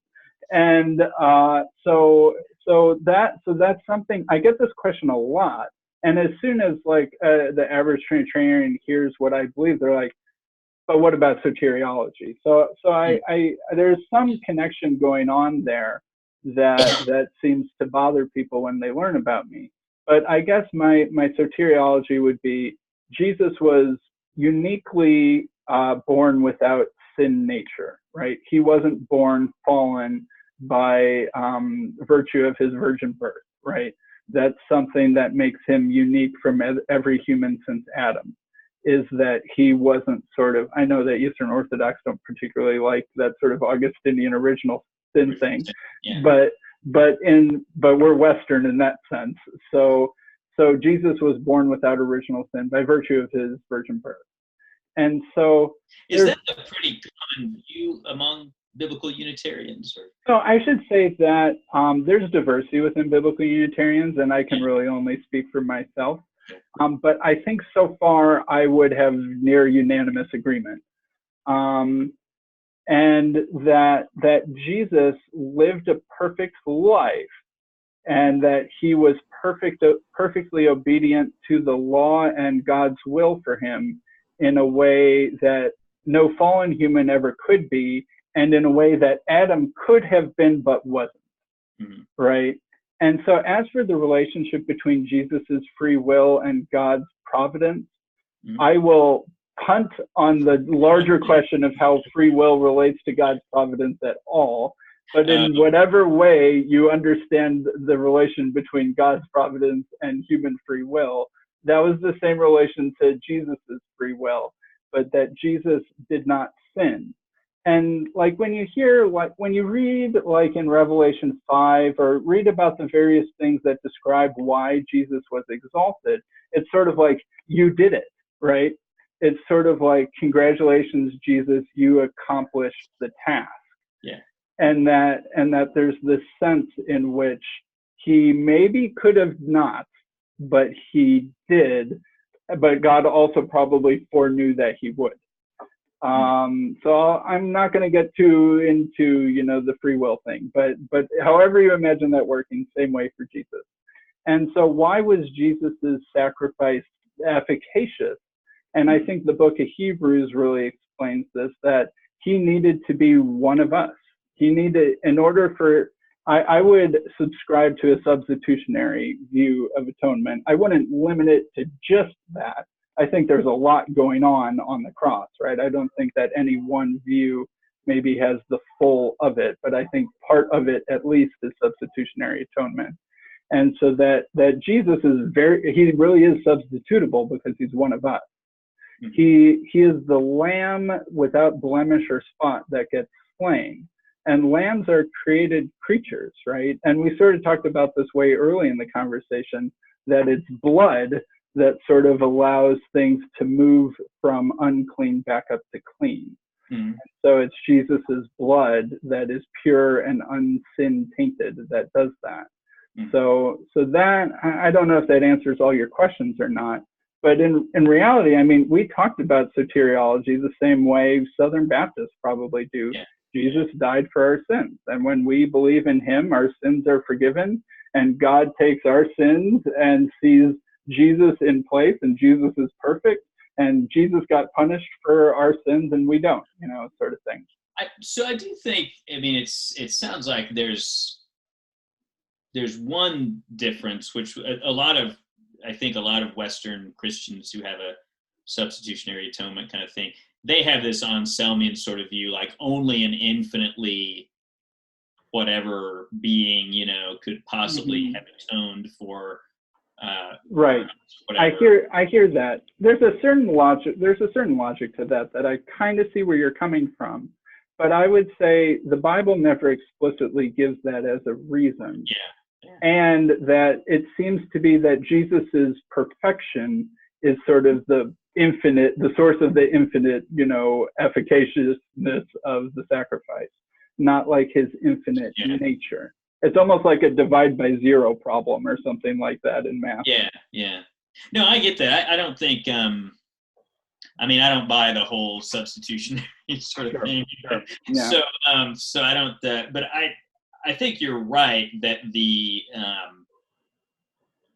view that like only an infinitely wonderful sacrifice could possibly have atoned, like I don't think that's there in the Bible. That's probably just something Anselm came up with. But it is interesting though, that just kind of the idea would be, hey, just as long as he's a sinless man, then that'll suffice. Right. Yeah. Do you have anything to say on like why God would need this is not actually like a Trinitarian versus Unitarian. This is just like Orthodox versus like whatever kind of substitutionary atonement thing. Yeah. Like why would God need that or want that? Like, sure. I don't know. I don't claim to know why that's what God wants, but it does seem to be what he wants. And tying back all the way to Old Testament sacrifice and stuff like that, it's blood that has that unique ability to cleanse. So you don't think, you wouldn't interpret the Old Testament sacrifices as just kind of purely typological or something? You'd say that's... Well, I think they were typological and... both. Like literal? Literal is not the right word. I don't know. They were types of Jesus for sure. Yeah. Right. And that's why Jesus gets called the Lamb of God. It's connecting back with that type. But it wasn't just a Christ metaphor. There was something real that was going on. And Jesus is sort of like the most real final version of that, of blood sacrifice, as weird and unsuited to modern sensibilities as that idea is. Yeah. I think there's something going on with the idea of blood sacrifice and the idea of, I think there's something weird in the Bible going on actually with child sacrifice, which is even more uncomfortable. But I might not touch that one for now. Well, I mean, the interesting thing though, if you think about it, like that, they were in a culture where people were engaged in sacrifice. Yeah. And the weird thing is the Bible never does away with child sacrifice. What you get is not, hey, don't sacrifice your children. What you get is, it's like a buyback program. It's like, instead of sacrificing your first child, what you're going to do is take this animal Right. Yeah. and substitute him in place. But in a very real sense, like in Israel, like the system of sacrificing your firstborn child never done away with. It was just, we're going to have a substitute, which is really weird. Rene Girard, I don't know if you know who Rene Girard is. I know. Yeah, he sort of, I think I sort of agree with him on this subject, but I think that, I mean, the story that I would connect it to is obviously Abraham and Isaac, right? Yeah. Like, God is sort of acknowledging that is what needs to happen. Yeah. Right? God isn't saying that child sacrifice is, that there's nothing to it. And Abraham doesn't say, like, what? Sacrifice a child? He's just like, oh, yeah, that's what you do, so I guess that's what. Yeah. But then the last thing after the angel tells him to stop is it says that God will provide the sacrifice, right? Yeah. Or is that what Abraham said as a lie, as a white lie to Isaac? I'm forgetting. Oh, I forget now. I've got to go back. Yeah. But God will provide the sacrifice. And that's how biblical Unitarians would understand Jesus. Yeah. Well, there's probably more to say. Yeah, sure. There's infinite depth as to what's going on the cross. But the short answer is we think that Jesus was a man and that was enough. But so you kind of shied away from saying where that's what all or most biblical Unitarians would say. The reason I ask, because this has been asked before, and I've seen it's a little bit frustrating from my perspective, because I feel like a lot of times biblical Unitarians, it's like there's just sort of one idea that they want to really talk about, which is like, I'm sure the Trinity's not true. Yeah. And it's like, okay, but what is there of substance that I can what's the positive replacement? Yeah. And then a lot of times it's kind of like, well, hold on, there's a lot of diversity here, and it's like, but to the extent that there's diversity, it's like, is this like a worldview that I could take on that would substitute, or would I just I'm not trying to be coy. I was really just trying to be respectful to people I know who might not want me to pretend I can speak on their behalf, because I did grow up in a church that seemingly was a full replacement. But I would agree, if I were to criticize Dale Tuggy, I mostly really like Dale Tuggy, obviously, but I would say he sometimes just seems to use philosophy and analytic philosophy as a weapon of defense, but that he does not use it as a system-building tool of offense. Right, yeah. And that's very effective, because it seems pretty almost too easy sometimes. But that it leaves something lacking for creating a positive, intellectually fulfilling life for a biblical Unitarian. Yeah, I was going to say, I mean, this is kind of like, advice from someone who's like had a couple of pretty major conversion experiences and things.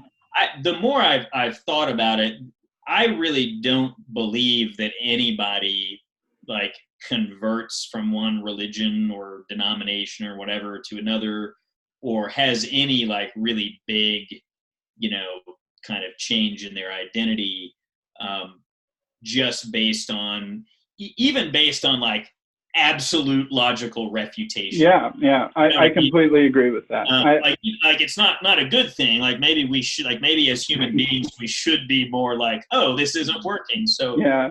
We should be more pliant to logic than we are, but we really aren't. Yeah, but we're not. So I feel like if you want to make headway, like promoting biblical Unitarianism or like getting more people on board, like you have to be able to do more than just say, hey, there's this big flaw in your, because I've tried this with Protestants and I realized like this doesn't work. Like they're like you can just absolutely demolish some little bit of their worldview, and they're still going to like kind of try to make it work. Yeah. If you've ever read Thomas Kuhn's Structure of Scientific Revolutions, that's a book that I know I should read, but haven't. Oh yeah. He talks about it this just on the level of like science and a whole society, but he's it's like, look, there were things in Ptolemaic astronomy that just like were not working, but nobody had any better theory. So it's like, we're going to stick with this until we got something that like was really a much cleaner theory. And then there were things with Newton's laws of motion that like they never got right. Like it just never got right. But people would always be like, well, it gets everything else right. Like, so it's not getting this one thing right. Maybe we're missing something. And it's not until Einstein came along with something better that he's like, hey, I can explain that. Oh, okay. Well, now we'll. And so that's kind of, and I think people do the same, go through the same sort of process. It's like if I've got a worldview and it mostly makes sense out of most stuff, like even if there's this one part in it that's just absolutely not working, like I'm probably not going to jump ship until two things happen. I mean, number one, the whole system has to be like just really not working for me in some way, like on a way that I care about and so forth. And I've got to have something else that I can jump to. You know? And often lived out examples of it in your social network or whatever. So this will be the same problem in that respect, and a little bit being Orthodox is not a very visible religion in the United States. But so I would say this will be another negative thing that I might not win me friends with my fellow Biblical Unitarians, but I think sort of internet style solo Biblical Unitarianism has a lot in common with atheism. Oh yeah. Where it's like, oh, there's a couple problems that I get to be super cool and smart that I can see, and aren't I clever, more clever than those silly theists because I'm a clever atheist, but they don't have a positive, fulfilling alternative. They just get this sort of smug, I know better than them, but thing. A way to feel smarter. Yeah. And I find that a little distasteful. But I would compliment, like Dale Tuggy, he left his professorship job to move to where there was a Unitarian church. Yeah. Because he knew that he wanted that thing more than other choices that were available to him. That's so that's a bold move on his part. I mean, being in a professor like position myself, like to leave a tenured professorship, like when I heard about that, I was like, wow, you got some guts. So I don't think I wouldn't fault Dale for being some of the issues you were talking about. I don't think necessarily right. No. I think it's maybe corners of the YouTube comment section on the debates on YouTube, I think Trinitarians do that too. I think I've noticed that it's it gets sad at a lot of points. It's just like people yelling at each other, and I'm like, no, you're not helping. your side there. But I think you're right. There's a tendency for some people to take theology as an avenue to just show like how much smarter you are than other people or something. And that's not Christ-like or healthy. Yeah, I agree. All right. So what other questions I appreciate do you have? you doing this, by the way. I think this is a much more helpful approach to things. Well, thank you. I mean, you're a higher status person on this subject than me, so I really appreciate you being generous with your time. What? No, go ahead. I was just going to ask you if you had any other questions. Oh man, I wish I'd just written down a list. But I started thinking about that, and I started thinking like I have a million things that I would like to know, but I wouldn't even know what order to put them in. So I guess another. That was interesting though. I was wondering, are there possible worlds where Jesus fell into sin? And I guess maybe you would say yes, but yes, but God foreordained that and foreknew that he wouldn't. Yeah. I view that as almost the exact same question as, are there worlds where Adam could not have sinned? Oh, right. Yeah. Which I think there probably are such possible worlds. I guess it's more interesting for me. I should ask Dale Tuggy that, because he's an open theist, and there I worry a lot, because I'm like, well, did God really like roll the dice on a virgin birth? Just be like, I hope this works. I'm like, yes, score. And like, what's the, I don't know, like what are the odds? Right. So I mean, one thing I was going to say is but you said something interesting about the sin nature, which I'll have to kind of find out more about this, because my way of thinking was just sort of, if we just both have human nature, and so Jesus and me are just same. Another question that I had was just kind of like, would it be possible for anyone else to have not sinned? But you seem to have this kind of distinction about like original sin or whatever it is. Yeah. There's something that's kind of getting blocked there by the virgin birth. Sure. Only Adam and Eve could have not sinned, I would say. Right. Mm-hmm. So after this, so in my way of thinking, it's like the nature gets sort of screwed up, and I would agree with that.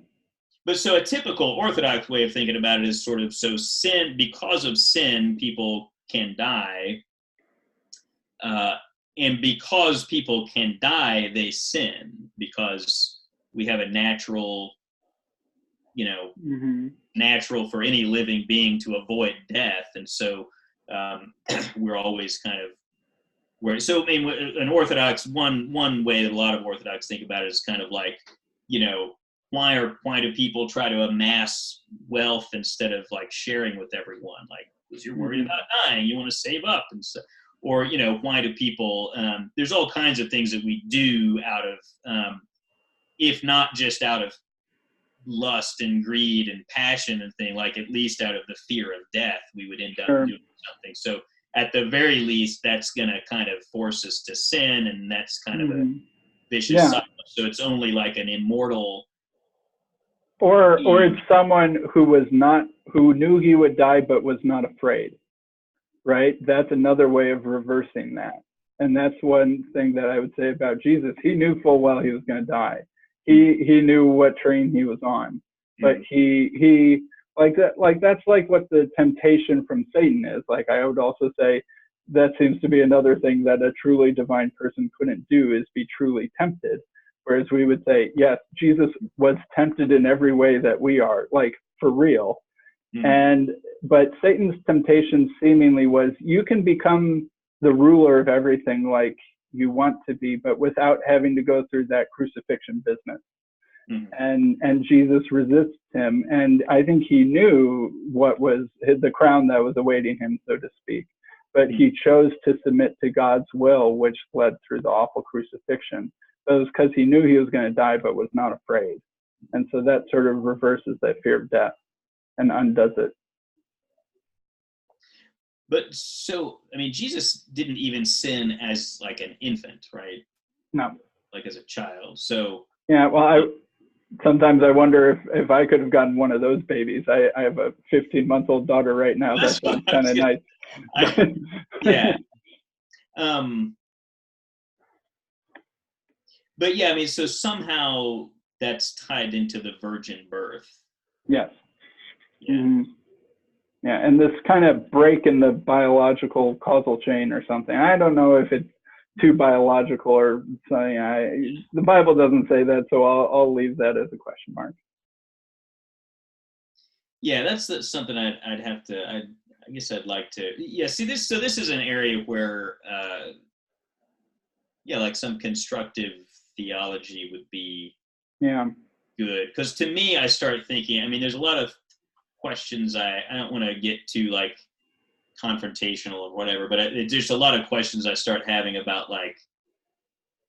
So, yeah, I mean, is this something that I just like to know more about, like how that works, right? So, without being not homoousios with us, right? Like, so God, like Jesus is still fully a human being, but there's something different about his nature that makes it so that, like, because I can't imagine a human baby, and maybe if you've got a baby, you can't imagine a human baby that's not just like sort of born selfish. Like, this is one thing I think about. Like, we know that children are initially, they don't even know that other people exist, right? They don't even know a world outside, so they lack object permanence, and it's like it takes a while before they even realize that there are other objects in the world besides themselves, and then it takes a little while after that before they realize, like, oh, some of these other objects are people, and they have little inner worlds just like I do. And then it's like, oh, and actually they have desires that are getting frustrated, and they get hurt the way I get hurt. And like a lot of people would say that, I mean, children kind of start out narcissistic basically, and kind of have a series of narcissistic injuries that lead up to them being virtuous people that can care about other people, and it's like, how does that work? It seems like it would be a miracle. Like yes, it was a miracle. It seems like it would be a miracle. Exactly. Maybe for a miracle that, like if you had a child that was not selfish, it's like automatically do that. And so, well, what do you think baby Jesus was like? Because I feel like you're not out of that boat either. We both have that same question. Yeah, so there I would say, well, because of the hypostatic union of a human, so humans are that way contingently. So I have to admit, like, there's a possible world, right, in which someone could go through life and not sin or something like that. But just that's not really going to happen, right? In the way that things are set up now. And so just like there's a possible world where none of us ever sin, but like it's not going to be one that's accessible from Adam and Eve's fall, right? Like after that, it's just kind of down a certain road. But so yeah, on my view, it'd just be well, human nature is still only contingently sinful in a very broad sort of sense. And so if it's united with the divine nature, then those two wills are always going to be kind of coordinated, and the divine nature can't sin. And so it's going to be, so even from the moment he was born, conceived, he's going to know to choose. I mean, there's that prophecy in Isaiah, he will know to choose the good and not the evil. And he even seems to think that's a miracle, like, wow, a little kid could know to choose the good and not the evil. So it seems like the difference between us is, like, you seem to perhaps understand that the hypostatic union sort of forces his internal compass to always point north or something like that, and that he's navigating a fully human life, right? Because you still think that Jesus is fully human, and that he's navigating a perfect human life, but it's almost like inevitable, or something that is a direct result of his divine nature.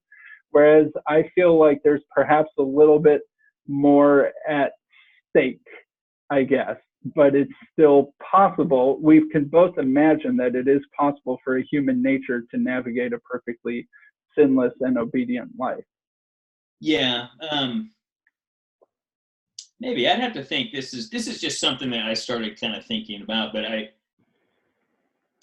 wonder if a person. So then I guess the question is, can a sort of post-fall person have a perfectly sinless life? So I would say no. Some vague gesture at fallen, sinful human nature, but post-resurrection, we will all work that way, I would say. True. Yeah. And so that's sort of although even Jesus gets resurrected and gets changed in some degree. And I sometimes I'm like, how do I make sense of that?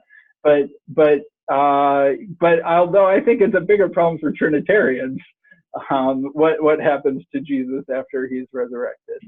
But yeah, that's how I would give sort of that, anthropological question. Yeah. Well, I don't want to beat a dead horse, but those are some of the things that I wonder about.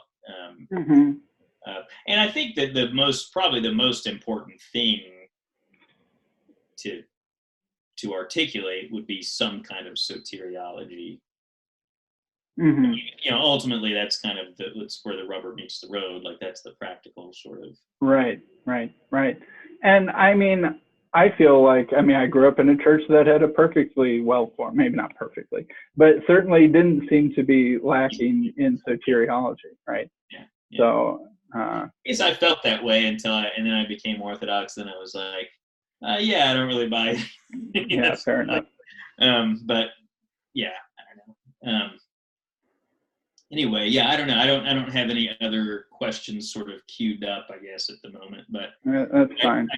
I do think, I hope that maybe some people kind of take to heart the importance of putting together, something kind of deeper for people to sink their teeth into beyond.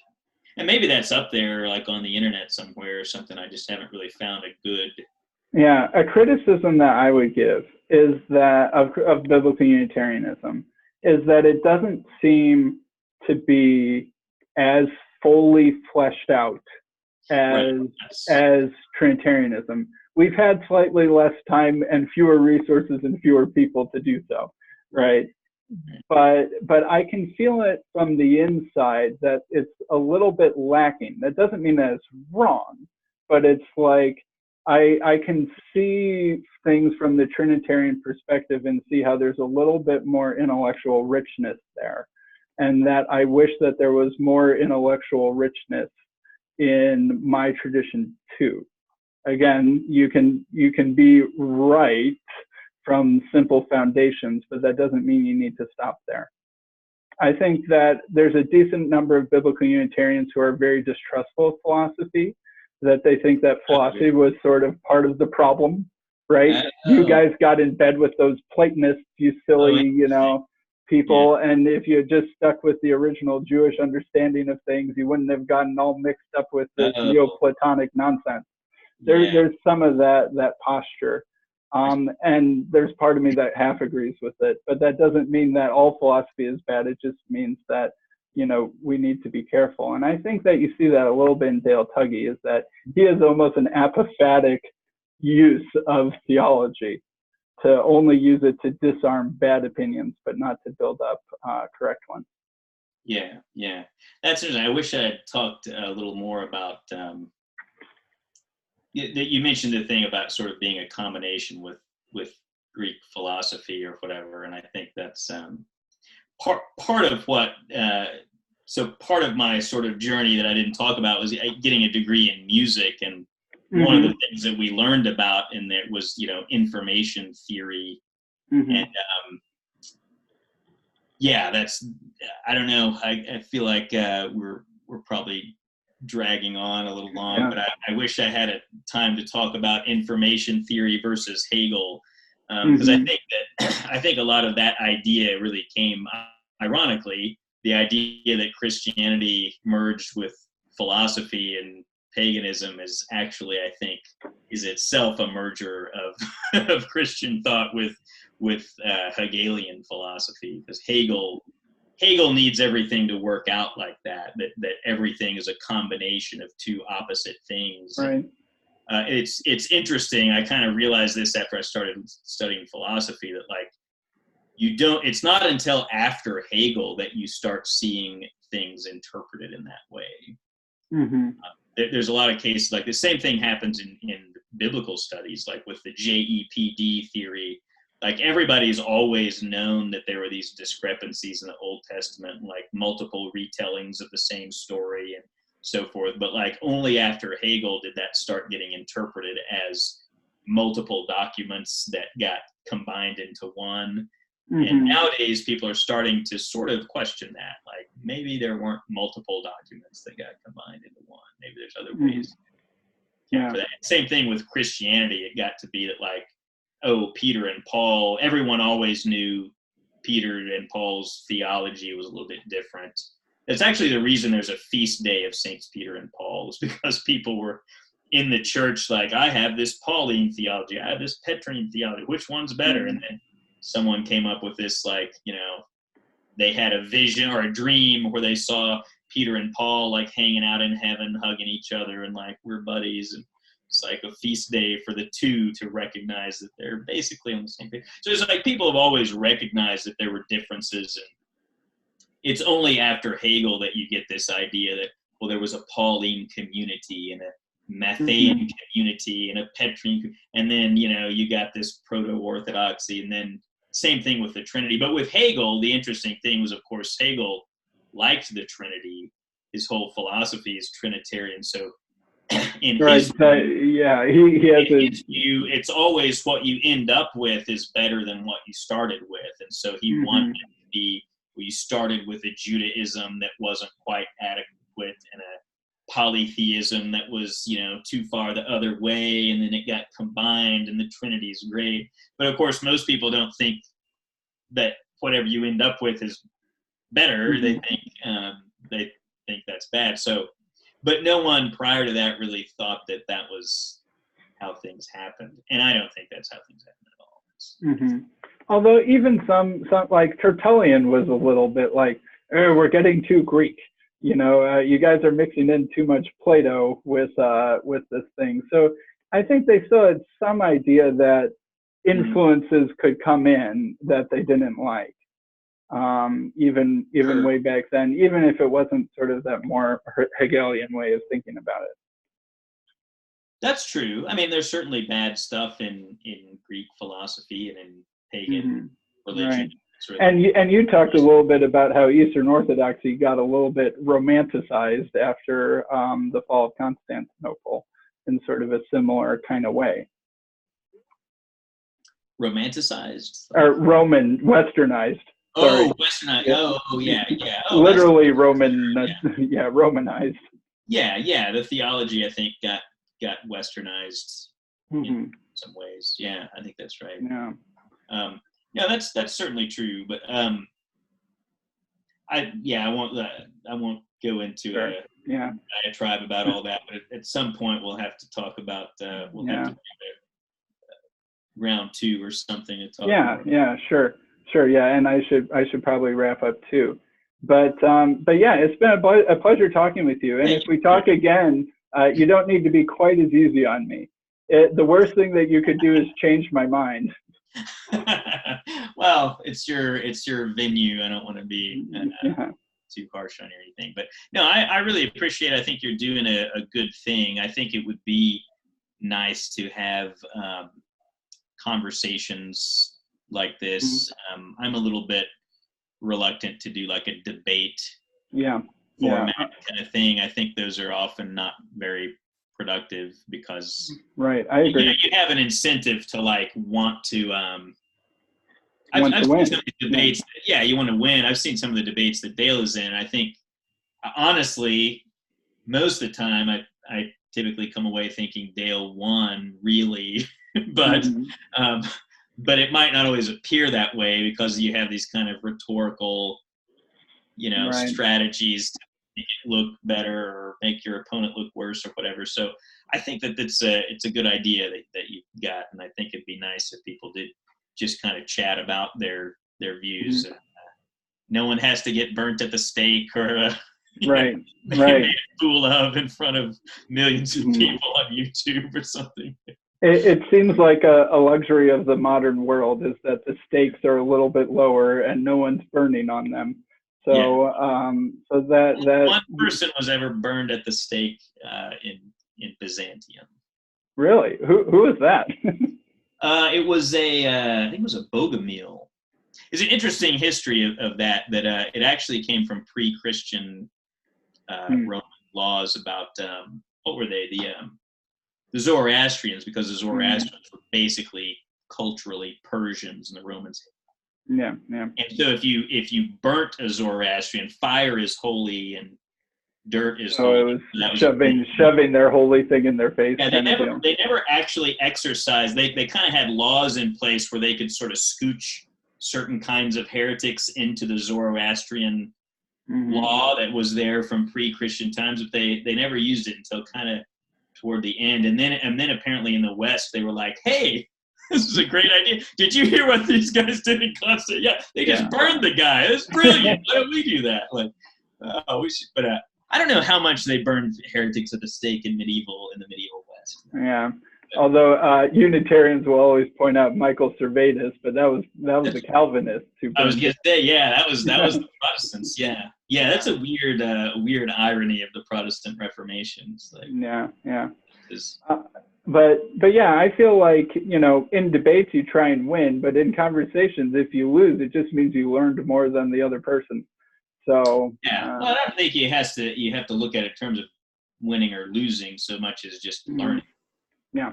You always stand to learn more about people. So, yeah. Mm-hmm. Anyway, I appreciate you a lot, Sam. I appreciate the conversation. Well, thank you so much for being so generous with your time and just responding to me. So I really appreciate that. That's really great. And so I'll send you the recording of this. You can sort of give me a thumbs up or thumbs down, and then I'll post it. Sounds good. All right. All right. Thanks, Sam. Okay. Talk to you later. Talk to you later.